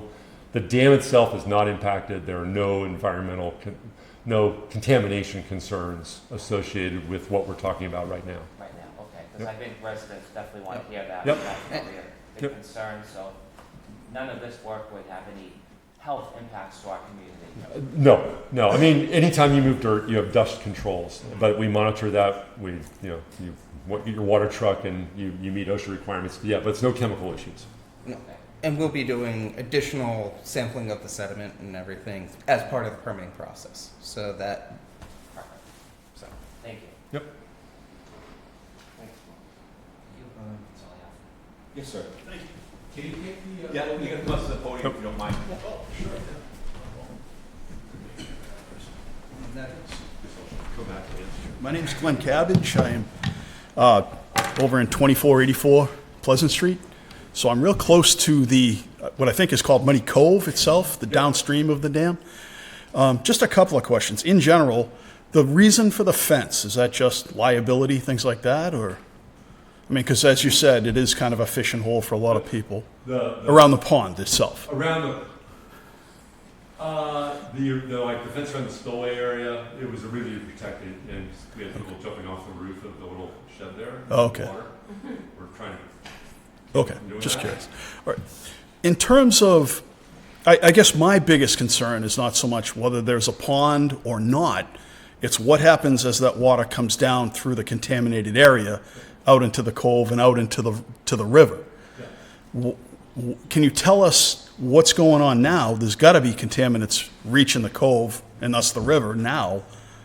And how much worse would it be if we remove the dam, Yeah. I mean, even gradually, to allow the water out? Can we talk to the mic, or is that it for you? Or do you're going to have more? All right. Okay. So most of the contamination that we're tracking, this place closed in '94. So, and most of the impacts were, what's called the encapsulated lagoon area right next to Route 134 where all the Phragmites are. That got filled in '74. So, the contamination here is historic. It's not current. We have done a lot of sampling of surface water, groundwater, sediment, soil, everything else. Surface water is not impacted. It's not moving contamination. But Muddy Cove itself that's the last place we're coming down as we move down from upstream to downstream near the river. And at one point, Muddy Cove is going to get dredged. Right there are PCBs, mercury, pHs there that have been there for, our studies I've been involved 10 years, and the studies go back into the 90s, and the concentrations aren't going up. Yeah. They were there from historic releases. Can I ask just real quick, how far down does that go? Because the tide goes in and out. Yeah. It's got to be sloshing all over the area. But the kind of depositional area, the dropout, if you will, it really happened inside Muddy Cove. We definitely have we've monitored the tidal effects. We're not seeing it going out into the river. We're really seeing the concentration. And we have sampling. Actually, we'll talk to the town because we're going to change the bridge there. So there's some sediment right in there that we have data on, but there's a concentration gradient you can see. It decreases as you get out to the outlet. Okay. Just as a follow-up, Yeah. if you can hear me. In terms of, will there be major cleanup on the site prior to the dam being removed if that's the way things turn out? Based on my knowledge, there will be major cleanup on the site. There are issues in soil, sediment, groundwater. Prior to the dam? No. On the plant site itself, the 333 Main Street. We want to do the dam first, And then we're going to work from upstream to downstream. But, I mean, Yeah. the contamination is downstream. If the dam- Contamination's, yeah, if the dam, our view is if the dam is removed, it has no impact on mobilizing what we're doing on the site itself. And that's- We'd always have that flow. If we're digging in the brook, we end up bypassing the brook. I mean, because we're talking a lot greater flow, at least temporarily, right? Not really. So the spillway, it's an in-out essentially relationship. So the amount of flow coming through for even your larger storm events is going to be really close. And that's what we're looking at. We're looking at a lot of these things through this design to make sure that we're not mobilizing. If anything, there'd be some sediment from the pond that comes down and covers a lot of Which we dig out in the future. Which we'll dig out in the future, but it will actually create a layer in between. Yeah. As it comes along. I think the other thing on the dam, on the lowering the stage in the pond. So we've got a bypass valve. So it's not like we're gonna, knock the bricks out. It's just gonna gush out. It's going to be, it's actually a really huge pain in the ass to open the valve because it's like a lot of turns to move it. But we'll open it up and slowly release the water, right? That's key. Let's don't cause other problems. No scour, right? Really a managed flow, not a catastrophic release. Yeah. If it all happens, how long would it take to drain the pond? Not long. Yeah. Yeah, I mean, there's not a lot of flow that comes through the brook on a base flow. And, I mean, if we opened that pipe full, it would take only a couple days to drain. We'll actually have to meter down. Yeah. So we want to drain it down over a period of a few weeks, not a few days. So we won't open it all the way. We'll meter it down, so it's a slow release when we draw it down beforehand. Last question. You Sure. said you'd have to dredge the cove. Yeah. How long after, again, all this other potential work would that happen? The cove is going to be probably the last thing we do. So, we don't even have a decision document from EPA yet. So it's probably 10 years. But that'll get, and for the environmental side, the dredging, right, we go pull out all the mud, it gets on trucks, it'll go to somewhere else. And then we'll come in and we have to do restoration, replanting, mitigation, restore wetlands. So it won't be back exactly as it is now, but our goal is that within a couple of years, right, the scars fill in and it's less apparent. So if the pond was gone tomorrow, Yeah. when would dredging happen? Years? So different program. What we're doing with the dam is Office of Dam Safety. It's not environmental contamination. It just happens to be same property owner and same town, right? Same site. The environmental side is on a track where we are under basically a consent decree with EPA. And the way it works is like we just sent in the baseline ecological risk assessment, 4-inch ring binder, very beefy. It's looking at risk to the critters there. EPA will review that. When it gets approved, we move to our next step. So we've got a couple of documents that have to go through before we get to that approval. And at the end of that process, we'll be in here doing a public meeting on what's being recommended for the main site itself. Okay? Absolutely. Yes, ma'am. Or go ahead. You go ahead.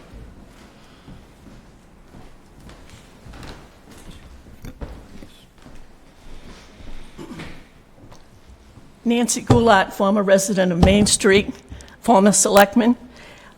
Gentlemen, the first thing I want to point out, not Muddy Cove. Sally Richmond Brook is what fills that pond. The cove is beyond the plant site. Yeah. They call it Muddy Cove Brook. No such thing. That map will show you it's the Sally Richmond Brook, historically speaking. And it was Arnold Hoffman and Company, not ICI, when that was built. Okay? And they were after Anchor Color and Gum. Anyhow, what I am surprised to hear tonight is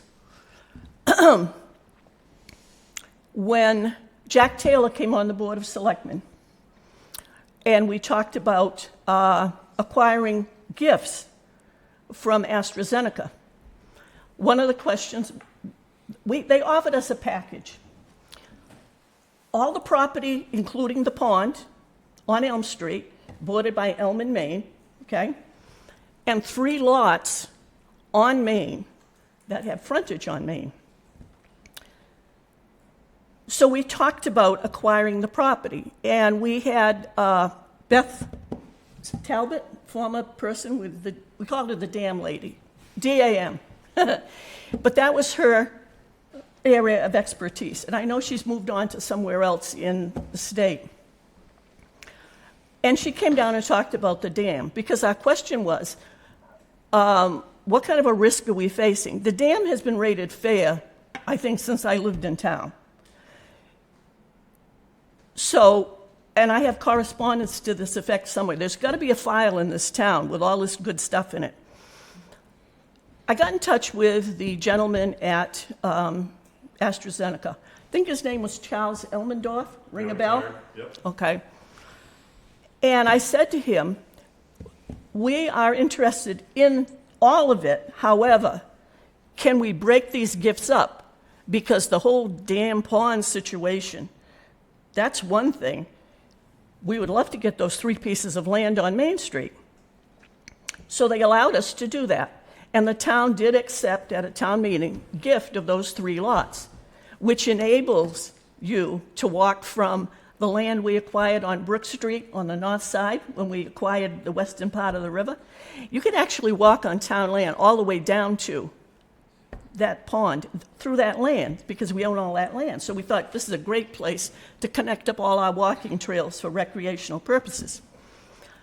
Then the next proposal was, and by the way, yes, that dam was tested, the water and everything else, because we hired Weston and Sampson. I'm thinking we had grant money to do it. Does that ring a bell, Tom?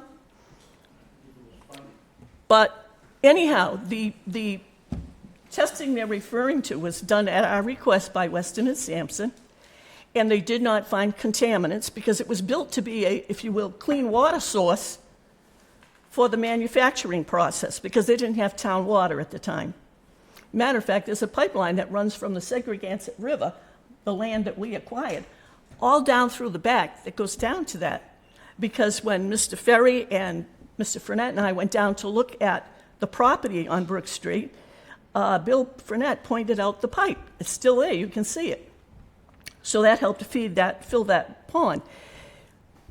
So the only thing they found in the sediment of the dam was something that they described, and they said, that's not hazardous. I says, what is it? I don't understand. He says, well, the easiest way to say to you what it is, it's from burning wood. We can't figure out how it got into the dam, the pond. And I laughed and said, we used to ice skate there in the winter, and we would build a fire on the pond because we could build it on the ice, and when we went home, we didn't have to worry about the fire. It would melt, and all right, so that explained that particular item that turned up in the muck. So then the next proposal, again, Charles Elmendorf, after we had it all tested, and by the way, the testing on that property was with the understanding that if the property was donated to the town, it could only be used for recreational purposes, it could not be developed, so forth, so on, including the 3 lots that we acquired. And they did not want any deep digging or drilling. And I had talked to the people at Weston and Sampson that we hired, and I said, you're not going to find anything. That land on Main Street was not a chemical dump or anything else. And the pond itself was created for a clean water source. So that was all okay. We put together, the Board of Selectmen, by then I don't think Jack was on the board, I'm not sure, I'd have to look. But we put together, because I put it together, this proposal. And what we said was, we would consider acquiring the pond, the dam, that section, as a gift. But to go to town meeting, we need the following things. We want the dam to be restored to a grade better than fair. We want an engineering study of the dam to tell us what needs to be done as far as the upgrading at their expense and what it would cost in the future for the town if we owned the dam because we would have to maintain it if we were going to accept it. And we also were talking to AstraZeneca about having some kind of a fund that they would contribute to that would be on deposit with the town, that the town could use to offset any future expenses. That would be so the town could keep it as a recreation area. Time immemorial, that pond has been used for fishing and skating. As I said, I skated there when I was in high school. Yes, it was trespassing, but quite frankly, there's a parking area on the south side, and the people that own the house on the corner of Main and Elm, off to the side there was parking, and they would let the kids park there to go out and play hockey and skate and do all that other stuff. The last conversation I had with AstraZeneca, and again, I think it's Mr. Elmendorf, he says, that looks like a proposal, we'll get back to you. Now, on the other side of that is removing it. Things that were pointed out to us by the dam lady. Number one, all those people that live on Main Street have waterfront property. They're going to have a say in whether or not that pond disappears, okay? Which, in effect, is something that the AstraZeneca would have to look into. But they certainly would have a say because they're considered waterfront property. As far as the little diagram that showed the stream, any of you that got the first calendar that we put out has got a picture of the pond when it was drained. Mr. Ferry needed to fix the culvert on Main Street where the brook goes under and goes into the pond. So the fire chief at the time, working with Mr. Ferry, opened the spigot. They drained the pond. I took that picture, and I've got a bunch more. Sally Richmond Brook is nothing more than a meandering brook through a mud hole. When you look at that pond from Main Street, oh, it looks big. I don't think it's 3 foot deep. The bottom is very, very, very shallow. Yes, down at the dam where the house is, it's deeper, and that's where the kids jump off in the summertime. But the pond itself is not deep. It's not like you've got a gazillion gallons of water and you've got this big dam holding it back. I will also point out the heaviest rain I ever remember in this town was at the end of March into the first part of April, March 31 to maybe April 1, 2010. Every stream, every river, except for the Taunton River, was over its brook. Lincoln Avenue, you couldn't drive down it. It was flooded. Brook Street, where the Segregated River is, everything was flooded. The water behind that dam was controlled and only came down the spillway. Yes, it was roaring. That dam had never overflowed. And we get over 10 inches of rain back in that time. I have never heard, and I have personally never seen, that dam, I'm talking the banks, overflow. The existing spillway has handled the flow. My thoughts about this whole thing is, you need to know, as a board, what your predecessors did. I was one of them. What information should be on file, the discussions we had, and my question is, wait a minute, if Mr. Elmendorf is still there, or whoever replaced him, what happened to the proposal that we had that would have allowed the town to accept it as a gift, keep it as a recreation area, have it improved before we took it, not affect the people who live on Main Street and their waterfront property, but still continue to have something, because yes, it is trespassing. Been trespassed on from day one, but the former owners, quite frankly, never enforced keep out, right? So it's been fishing, it's been ice skating, it's been, every now and then you'll see a canoe out there. You can't put much more than a canoe because it's so shallow. But what I'm saying to you is, looking at this, I really think you need to know more of the history. I don't remember everything in the agreement, but I do remember those clauses because as a board, we discussed it. And it was like, we're willing to accept it and take it to the people and say, do you want to accept this as a gift? But we didn't want to end up with something that we couldn't afford, we would be forced to maintain or take down, which would not eliminate the problem, except AstraZeneca would be free of it. So this is all kinds of stuff you need to know. And there is certainly files and information on this. Can I respond to that, Mr. Chairman? Sure. The board is aware of that.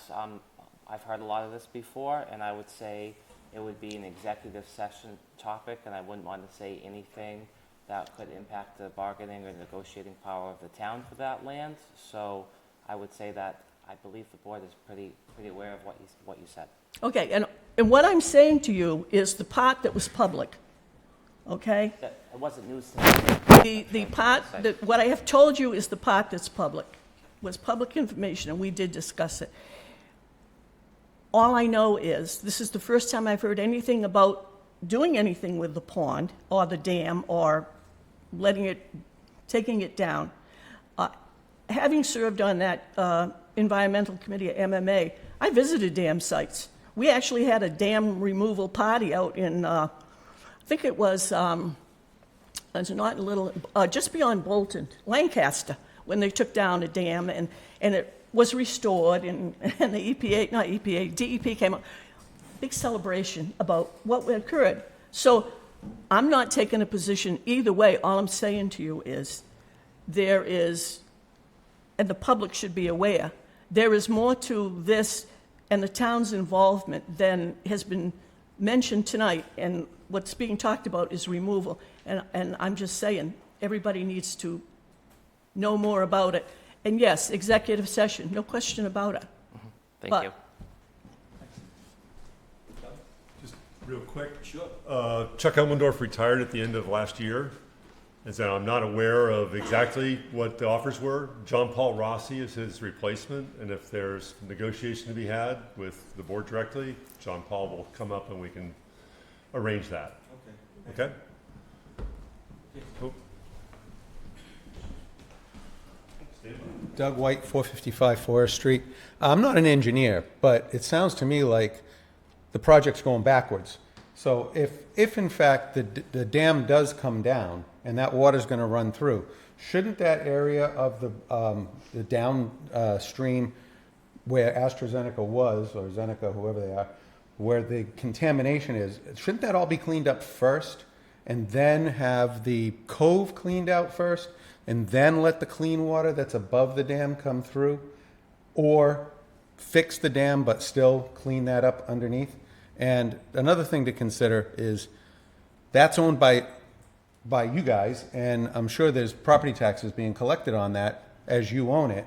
And if we get it, we lose the property tax, but we gain the expense of putting in the walking trails or the connections and things like that.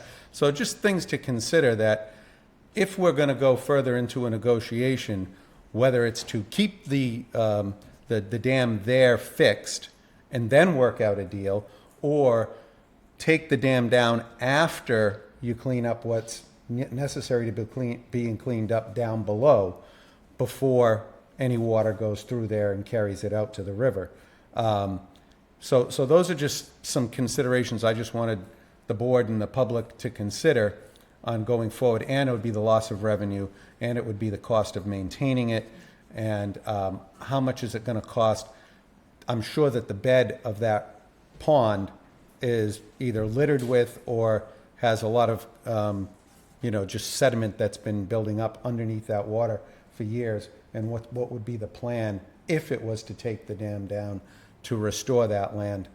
And my opinion is that would have to happen after everything's cleaned up downstream, because then once it's done, then it might be something to entertain to take over. But we just had a board meeting where we're trying to cobble together a budget with some pretty difficult situations.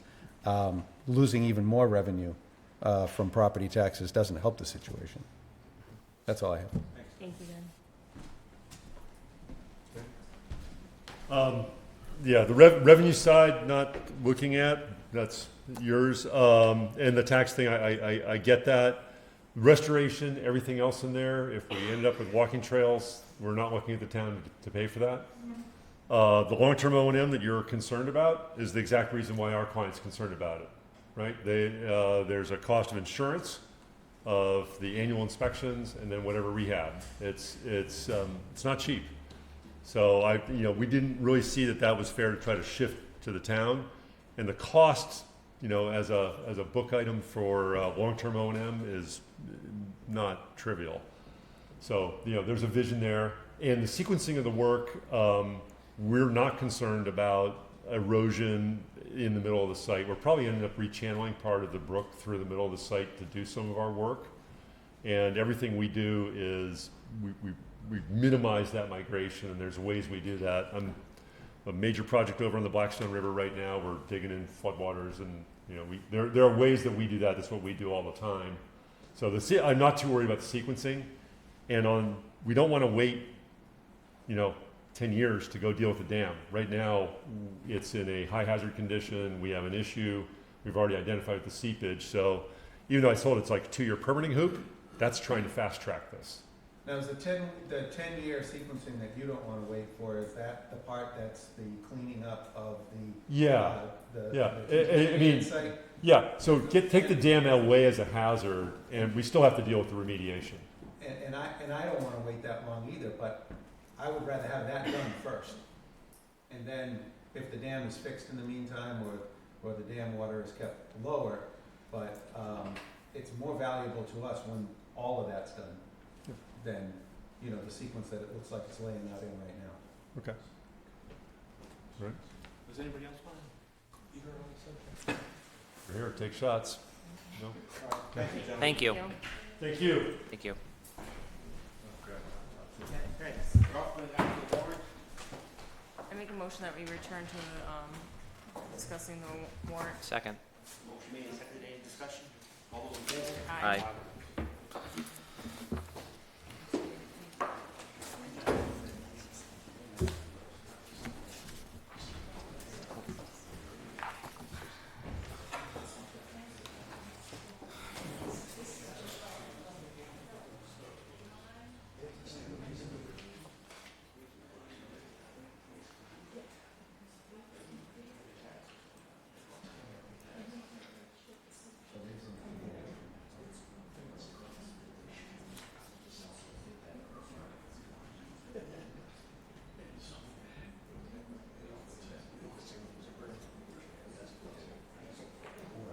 Peter, are we just going through and accepting them? Okay. Recommending. So only financial articles? All of them. Everything. Yes. And she wants to know the funding sites. No. No, that's You not remember, here. we wouldn't stop doing that last That's time. good. I'll take it. But we can just do it through motion as written. We don't have to read this one. Yeah, like finance. You can just move to recommend. You don't Yeah. have to read the whole thing. No. Yeah, I'm sorry, yeah. But we want to. We want to read the whole thing. I got time, don't worry about it. Okay, Article 1. Motion to recommend as written? I'll second that. Motion made and seconded. Any discussion? All those in favor? Aye. Aye. Article 2. Motion to recommend as written? I'll second that. Any discussion? All those in favor? Aye. Article 3. Move to recommend as written. Motion. Is it as written by the finance committee recommendation? Because they said like free cash, right? Or transfer? Nope, so the BOS is just recommending to place the articles Place on the warrant. Oh, okay. Yep. I motion to recommend to place Article 3 on the warrant. Second. Motion made and seconded. Any discussion? All those in favor? Aye. Article 4. Motion to recommend to place Article 4 on warrant. I'll second that. Motion made and seconded. Any discussion? All those in favor? Aye. Article 5. Motion to recommend place Article 5 on the warrant. Second. Motion made and seconded. Any discussion? All those in favor? Aye. Article 6. Motion to recommend to place Article 6 on warrant. I'll second that. Motion made and seconded. Any discussion? All those in favor? Aye. Article 7. Motion to recommend to place Article 7 on the warrant. Second. As written. Motion made and seconded. Any discussion? All those in favor? Aye. Article 8. Motion to recommend to place Article 8 on warrant as written. I'll second that. Motion made and seconded. Any discussion? All those in favor? Aye. Article 9. Motion to recommend Article 9 to be placed on the warrant as written. Second. Motion made and seconded. Any discussion? All those in favor? Aye. Article 10. Motion to recommend to place Article 10 on warrant as written. I'll second that. Motion made and seconded. Any discussion? All those in favor? Aye. Aye. Article 11. Motion to recommend to place Article 11 on the warrant as written. Second. Motion made and seconded. Any discussion? All those in favor? Aye. Article 12. Motion to recommend Article 12, to place Article 12 on warrant as written. I'll second that. Motion made and seconded. Any discussion? All those in favor? Aye. Article 13. Motion to recommend to place Article 13 on the warrant as written. Second. Motion made and seconded. Any discussion? All those in favor? Aye. Article 14. Motion to recommend to place Article 14 on warrant as written. I'll second that. Motion made and seconded. Any discussion? All those in favor? Aye. Article 15.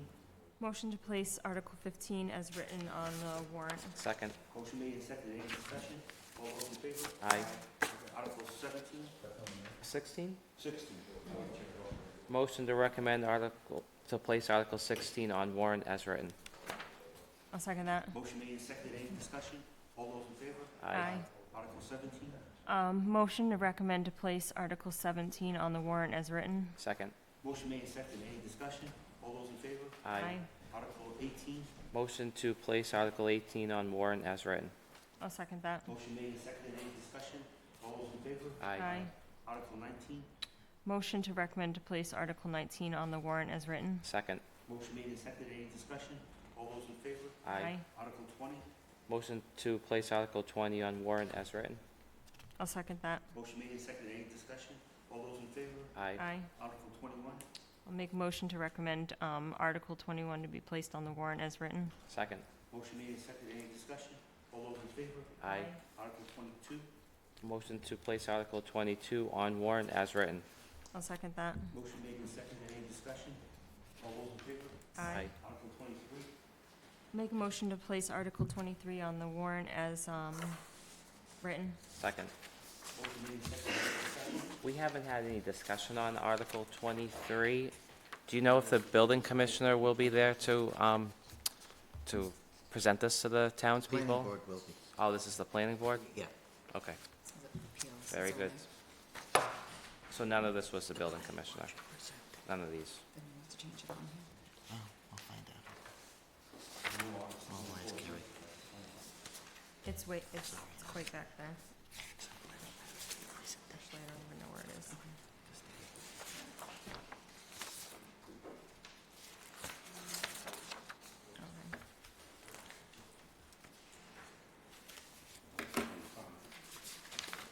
Article 24.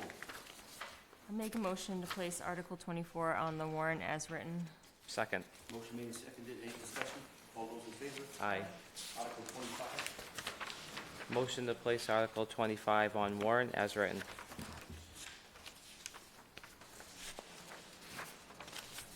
Oh, I'll second, sorry.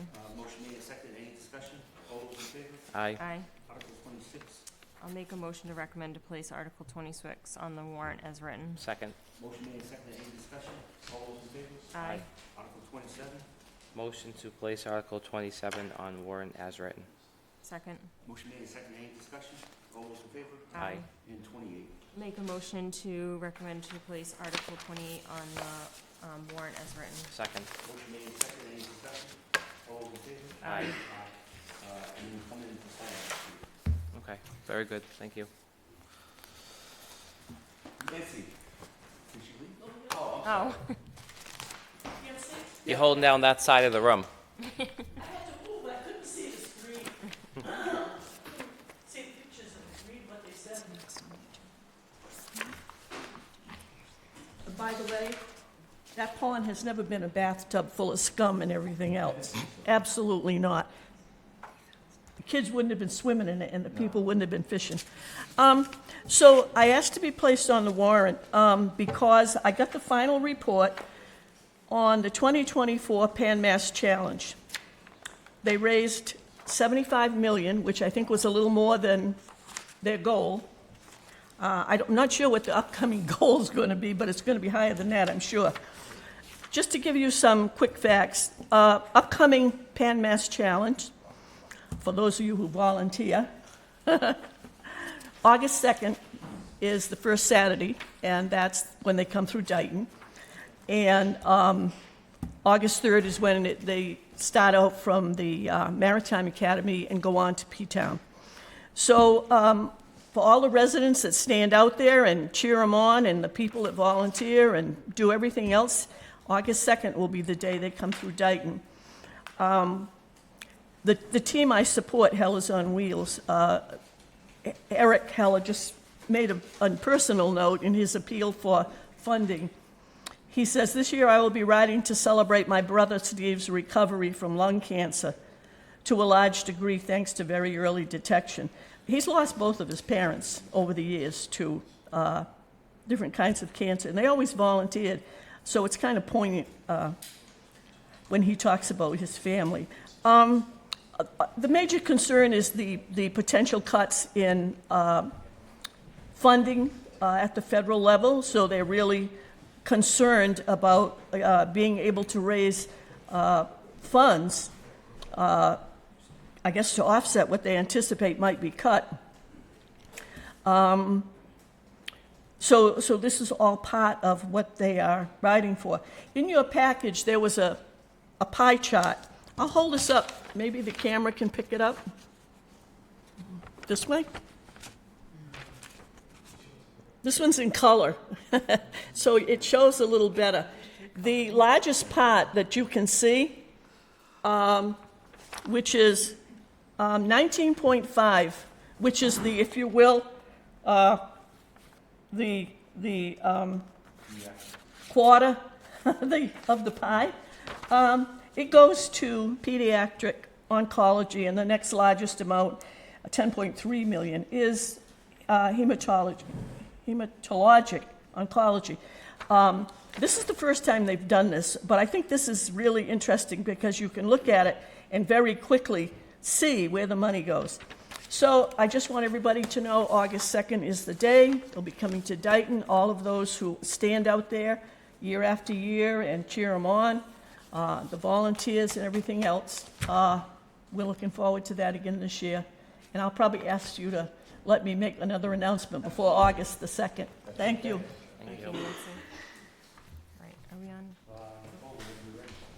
The Dayton Lions Club Food Bank will be held next on Saturday, May 17th, 2025, located at Town Hall. It is in the lower level. The Dayton Historical Society is holding a plant sale on Saturday, May 17th, 2025, from 9 a.m. to 2 p.m. at the Winslow Davis Museum, 1217 William Street. Stop by and get your plants for the gardens. This event is rain or shine. The Dayton Historical Society is having their annual Dayton Strawberry Festival on Saturday, June 7th, 2025, from 11 a.m. to 3 p.m. This event will take place at the Lions Pavilion. There will be crafts, vendors, live music, children's activities, and, of course, strawberry shortcake. The Town of Dayton's annual town meeting will take place Monday, June 9th, 2029, at the Dayton Rehoboth High School Auditorium. The meeting will begin at 7 p.m. Warrant article information will be mailed to each home prior to the meeting. Great, thank you. Now is the first of two public inputs. Does anybody want to be heard at this time? Yes, sir. Hi. Tom Galucci, 2086 Palmer Street. I just had a couple of quick things. Number one, regarding the enterprise fund, I have to agree with the person who asked earlier. I only just heard about it really in detail in conversation with Selectman Karen today. So I'm getting a lot of questions about it. I'd probably like to hear more about that. And I think everybody would before town meeting, I would think. Okay, great. Next, regarding the dam, I don't like the idea of them taking it down. I also don't like the idea of the town taking it over, because that's going to be a cost that's going to be astronomical, as they were saying. There's got to be some sort of a halfway ground in between the town taking it over or, essentially what I'm saying is Zeneca's on the hook for the fix right now. And if the town holds their feet to the fire, we can force them to fix it rather than just, cut it up and do away with it. Lately, tendency by big government entities like the EPA, like the Department of Environmental Protection, has been to restore these things to their natural condition. But I think Dayton's a special case because I think it was you, Mark, or maybe Doug White, that mentioned, the effluent or the downstream flow. And it was you, Nikki, too. When that water lets go, when that water comes down, it's not just the water that you see on the surface, but there's going to be water underground and so forth. It's going to sweep through and it's going to carry some of those contaminants. Mr. Preston, was it? The chief engineer? Yeah. That's his name? He told me a few years ago that the contaminants in the brownfield site across from the fire station had leaked down into the bedrock, and that nobody would be building on that site for probably hundreds of years. It's going to be years and years before there's any kind of remediation, decades, centuries even. So, and those are his own words. So I think they're on the hook, and we should be very careful about how we tread and not just roll over for them, but hold their feet to the fire and maintain some corporate responsibility for them. And that's pretty much all I had right now. As far as the budget, you guys have your hands full. I know that. But the tendency to overspend has caught up with us finally. I just wanted to say that at large to the town. Thank you very much. Anyone else at this time? Okay. Moving on to the town administrator's report, please. Thank you. Just a quick, a few updates on the enterprise fund. Number one, I had put forward a one sheet with questions and answers. So I hope you could take a look at it. So what I do intend to put that on the website. I tweaked the presentation a little bit so the colors are better, and we're going to put that on the website. And it is my intent maybe to work with one of the selectmen to do a question and answer so we could have it on cable TV, all in preparation for town meeting. I would like to make just sort of one thought to the selectmen that maybe can we hold off on the methodology which we're going to use to fund the enterprise fund. I know last week everybody was sort of wanted to do the bags. I would like to sort of take a look at it to see which method works the best. The bags, it's the simplest way to go. It's a fair way to go, but it's stretched out over time. So sometimes we got to think about, are we collecting enough money throughout the year to meet the needs? One of the other methodologies was a sticker up front, then sort of keep the bag prices out as they are. Again, I think that's a fair way to do it because we could work on the sticker price and the bag price to sort of make sure that people who generate less trash pay less, and I think that's sort of the goal here. The other one is just the flat fee. As I put forward last week, the average cost to the average fee for the household will be approximately $360, and that if we just went even Stevens across the board. But that also takes we're going to need some analysis on that. That I based on a low number of households.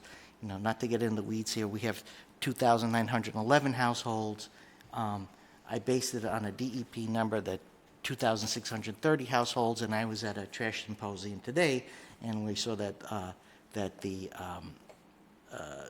Dayton's numbers, we have 2,800 households that take advantage of the trash. So these are the numbers we have to go through and to find out, which methodology it would be the fairest in fee collection. We're going to look at all of them. I think the difficult thing is that we're going into town meeting saying, it's a utility, it's a fee, we have to take it out of the general fund, and we have to figure out how to create, or how to collect that fee. So the way we do it, it's going to take some analysis. And I will be doing my best to continue to put that out, up to and at town meeting. So I'm available for any questions. I just wanted to give you a quick update. I try to keep the questions we've been hearing. I put it in, hopefully succinct answers, and then we start putting out information for the 4 weeks leading up to town meeting. The stickers or the bags would still be the same problem. We wouldn't know what it's going to bring in until they're sold. So 6 months into it, we still won't have a figure, whether we go the bags or the sticker, which they're gonna buy. So right. So when I say the stickers you buy, it's the sticker. It's sort of the upfront cost. So you have to have a sticker on your pail, and so that's the upfront cost. You pay that at the beginning of the year, and then throughout the year you buy the So you buy the bags. So go ahead. You're going to be selling more than one sticker per person. Where's the sticker going to go? On the trash bag? On the pail. On the pail? On a pail, right, yeah. There's another community, like I said, I had a discussion, right, so we're trying to make this the fairest and easiest way to do it. And I was discussing with Peter Borges that, if someone has a pail, he sees the pail, it has the sticker on it, on the pail, right? And inside the pail has the town bags. So with those town bags, he could pick up the town bags, and the sticker identifies the household as being part of the curbside pickup program. Seems like it's going to be more complicated. Yes. Because you have somebody who, in January or whatever fiscal or calendar year, buys a sticker for $300 some odd. Is it going to be prorated for somebody who buys it in April? No, the sticker price is the sticker price. So at the beginning of the year, so the estimated cost of the sticker, and we could look at it for households 65 and older and 75 and older.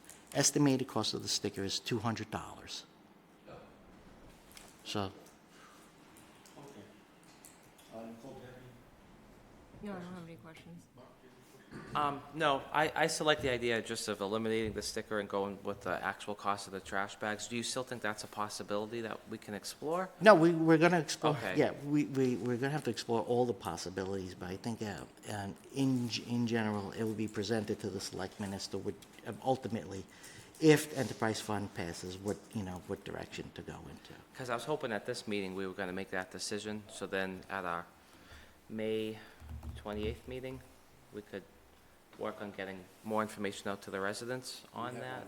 We have a meeting next Wednesday. We do? Yeah. That's Sign good. the warrant. Oh, awesome. No, yeah, I just kind of forgot for a second there. So you don't want us to vote on it this evening because... Well, I'm going to say this. You had said the bags, Right. and I would go with the bags, and I'm just putting out another idea. But I will, we'll craft the information towards the bag price, towards just straight bags. For next week? Is that okay? For next week, yeah. And then, one other thing that I mentioned at the last meeting is, could you also explore the possibility of if there's something we can do for the seniors, whether it's I know there's some neighboring communities that do a free bag program, or if there's a reduced price, or like that option, if the bag's gonna be a lot more costly, but is there Right. something we can do to offer seniors something Yeah, some relief? we'll look at that. We'll look at that offset. That one, I have Board of Health taking a look at the bags, what the bag price is, and we're not gonna keep the same bag. We're gonna change the bag from a clear bag to a different color. And if eventually that's the way we go, we'll have a new set of bags. And I want the community to also understand that we only have so many options. There's only so many different things we can do, right? So we've talked about our meetings. We have we can do a debt exclusion, we can look at how we pull trash out of our budget, or we can cut services and personnel. So Which I- still don't cover the shortfall. I just have to say that every time you say that, because Right, so and people I- aren't and- surprised when we cut personnel and then we're like, we still don't have any money. And so just my counter to that is, I don't think the enterprise fund is gonna solve everything either. So in your own personal finances, if you're not making ends meet, one thing probably won't solve it, right? You may have to cut how much you go to eat. You might have to cut cable. You might have to cut some subscriptions, right? It does never just one size fits all. So I agree with you, Selectman Mello. Sure, maybe cutting personnel and services won't solve it, but if we do, that's why I asked for it to be at this town meeting to present that to the residents, to have that as an option, because we may have to have an enterprise fund and cut personnel and services. And the longer we wait on that, we're going to drain our free cash in the meantime. So I do think it's too bad that we don't have that option on this town meeting. However, the two options we do have on the table is the enterprise fund and if the town wants to fund a debt exclusion. So my long-winded answer is, before the community just says no to this, just think of what the alternatives is, because I agree with Selectman Mello, personnel and services probably won't solve it. However, the debt exclusion is going to raise your taxes to a level higher, most likely, than having an enterprise fund for trash and looking at your personnel and services. So keep that in mind before you vote down the trash, right? Because we're thinking outside the box. We don't have every answer for you tonight, but the longer, if we're not open to these and we just put a wall up, we're going to box ourselves into not have very many options. So please allow us to explore it. And we're trying, I haven't heard any other solutions in the town. Other than those three things that I've mentioned, I haven't heard anyone in the town bring any other sustainable solution on how to fix our budget shortfall. Through the chair, just for clarification, Selectman Pacheco, I know what you mean, but we are not, again, for clarity, we are not voting for a debt exclusion on this warrant. We're voting to put the explain a vote, whether it's a debt exclusion or capital exclusion or Prop 2.5. So it's just for clarity, we're not voting for a debt exclusion. And I know that's what you meant. So I just wanted to make sure people understood that. And the conversation that arose to get to that point was the selectmen did everything in our power to educate the voters on the debt exclusion last November. But during that process, we found there's this mass general law that we can accept that would further educate our voters. So we're looking for the townspeople to accept this mass general law. So if in the future the board ever voted on a debt exclusion, we could explain better and do a mailing to the voters on what a yes vote means and a no vote means. So, but that, of course, comes with a cost if we do that enhanced, as I like to call it, debt exclusion vote. But We're certainly not going to cut our way out of the budget problem. It's just not enough cuts to make. Yes, sir. May I? Yes. Sure.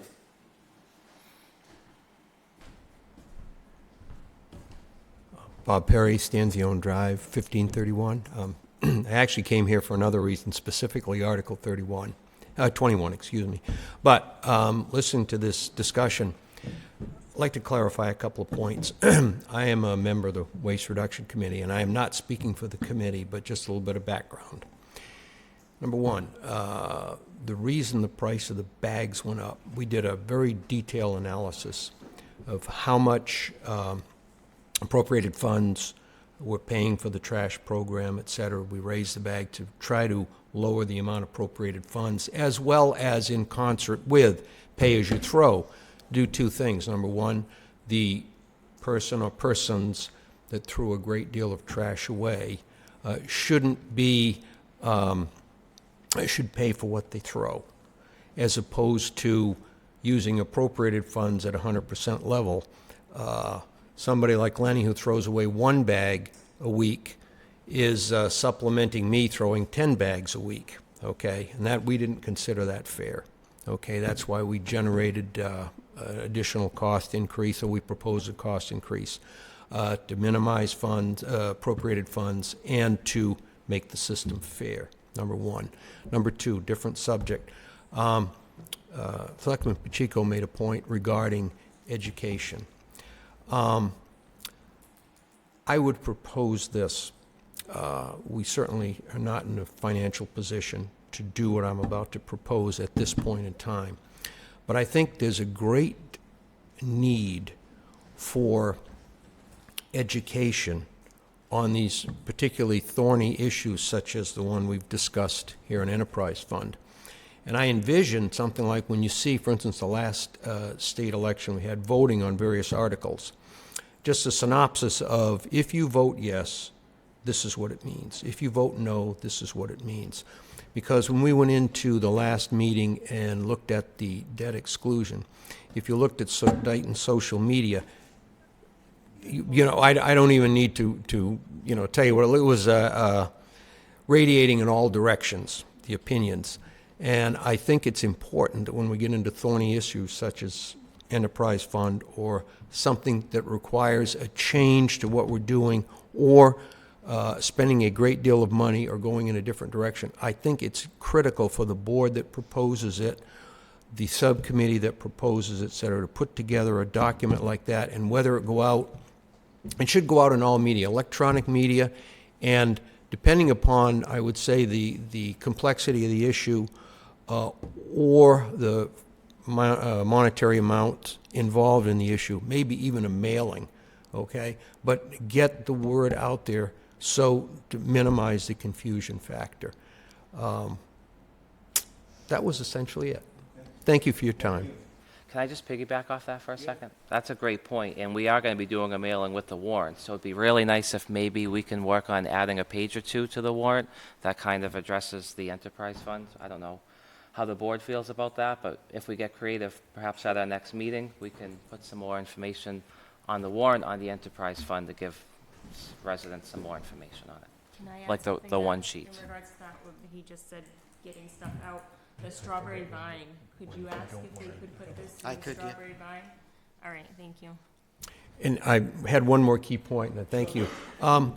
With regards to the enterprise fund and whatever way you decide to go in trash, if you elect to move towards privatization or move towards people being able to, residents being able to, whether it be in a neighborhood or a cul-de-sac, et cetera, set up their own private, if you will, with their own contractor trash removal. Bear this in mind, that when you develop this program, you had best develop a back door so the people that suddenly, after a year or two, don't like the way their personal program is going, they can come back into any town program that may exist. Because if there's a trap anywhere for the town, it's going to be people opting out and then opting back in again. And I say that because, and we use Borges, it's not fair to Borges to suddenly see revenues or whatever diminished, and then suddenly the workload increases again because people say it's just not working. Our own private trash removal contract is not working. So I think that's a key component to any program that's developed. Thank you. Thank you. Thank you. I've heard, and Tom Galucci, 2086 Palmer Street again. What I've heard tonight regarding all of this is you have a bunch of stuff and there's some eagerness to jump on it right now. And once again, I'd urge some restraint because I've heard a lot of excrement being thrown at the wall and nothing sticking, particularly a $200 trash fee, a $200 sticker fee. That's absurd. A lot of people can't come up with that. So I don't want to see that. I like the idea of pay-as-you-go. If you look back at the root of it, it comes from, all these big government statists that are running around in this state, with the Green New Deal and all that crap. But honestly, we need to have something that's a little more equitable, and pay-as-you-go is the way to go. If we have to pay $5 a bag or $6 a bag to cover some liberals' utopian dream, then that's what we have to do, I guess, until we get out of this state. But in the meantime, that's That's where we're at. So I'd rather see a pay-as-you-go system rather than a sticker, rather than a garbage barrel. I don't generally use a garbage barrel because we have critters in my neighborhood. I just put out the trash right before the guy comes. So you're not going to see a sticker in front of my house. Anyway, that's all I had. Thank you. Yes. Sure. Melissa Perry, 1211 Pine Street. And this may be my ignorance, but we've said people haven't come up with alternative ideas. Again, maybe my ignorance, but I don't know what it's costing the town to pick up free recycling when we're paying for that recycling disposal, I'm sure. People put stuff in the recycling bin, it probably belongs in the trash, and I bet that's probably at least one bag per week per household. I mean, I don't know if that's an option, and people may be upset about the town saying we're not doing recycling. Well, we have to. It's a state law. But what is the cost of us doing that for nothing? I mean, we have to pay, Sure. we have to pay to get rid of cardboard at work. So there's an expense to us that, okay, like I said, my ignorance, but it just seems like there's an added expense to us to do that for free when it's costing. It costs more for us to throw away recycles, not throw away, to have recycles moved than it does to have trash removed. Right. And two things. The state requires that we recycle. Okay. And two, if you put recycles in the trash, we get audited, our trash gets audited to make sure that it's not, people are not throwing their recycles away. Oops. The state does. I'm not sure Tom Ferry's not here. Don't come over to my house. An average is like 13 times a year or 13 loads. I'm not, Okay. I don't remember the exact formula that they use. So it's not as simple as just not recycling. Yep. Okay. It's something And then that trash tonnage would go up, and then the cost would go up Okay. if you're putting it in the trash. Yeah, I just thought if it went in the trash, then people are paying for the bags and it's not Well, the costing the bags town. don't cover our cost of trash, not And even yeah, close. I realize Yeah, that. so it makes it. Okay. I too, again, I'm for the pay-as-you-throw, but that was my only thought. Thank you. Thank you. Anyone else at this time? No? So we can do pay-as-you-throw, the board's talked about that, it would just go into an enterprise fund. That is definitely what we're proposing, and that seems to be the direction we're going. So that is, I think, we're kind of on board with everyone in the room. Is that a fair statement? Absolutely. Okay. Well, it's good, because now I know we'll just focus on the bags. That's Perfect. That's And that easy really enough. hasn't changed from our last meeting. We all Nope. said the same thing at our last meeting as well. Are there any selectmen reports? I don't have any. I just want to thank Ralph and the finance team for putting together the warrant, and Serena, you're always kind of the unsung hero. So I want to thank you personally for all you do and the information you bring us, and makes our job easier. So thank you, guys. Thank you. Thanks. We have no old business, so we're on to new business. And this is going to be review, discuss, and act. This is a conflict of interest with the company. Well, three are from Conservation Agent Lisa Caledonia. The first one is, all three of them, she had discussions with the Attorney General's office, which suggested that she submit this appearance of conflict of interest to the Board of Selectmen. The first one, if I remember, she had worked for this company, which she no longer works for. They're doing work in Dayton, so she just, as she indicates in her letter, in her form, that she no longer works for MBL, Money Corporation Permitting, and then she could carry out her duties in a fair and unbiased manner. So that's the first one. If I could go over all three at once, if you want. Yeah, if we have any questions. Okay. Yeah, the second one is that she had worked for a company which is a subsidiary of another company that's doing work in Dayton. It's like one company removed.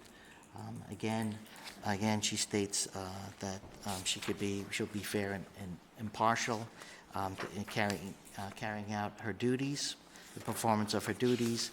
And the last one was that she is actually recusing herself because she is still a direct consultant for the company. The company, the work she does for the company is not in the town of Dayton, but they're doing it here, so she's recusing herself from it, just to avoid any appearance of impropriety. And again, she spoke with the Attorney General's office, and they directed her for this method. No. So this is a review, discuss, and act. So we need a motion on the floor to accept for conflict of interest. Well, not a conflict. Her explanation says a conflict of interest. I'll make a motion to accept the conflicts of interest and place on file for Lisa Caledonia. I'll second that. Motion made and seconded. Any discussion? All those in favor? Aye. This is again a review, discuss, and act. This is for the diner, Triple T's Diner on Wilson Street. All the paperwork is in? It's yes, all the paperwork is in. Is this Jesse's Payments. Diner being, is it bought? Yeah, it's a transfer. It went from Jesse's Diner to Triple T. She sold it, now it's Triple T.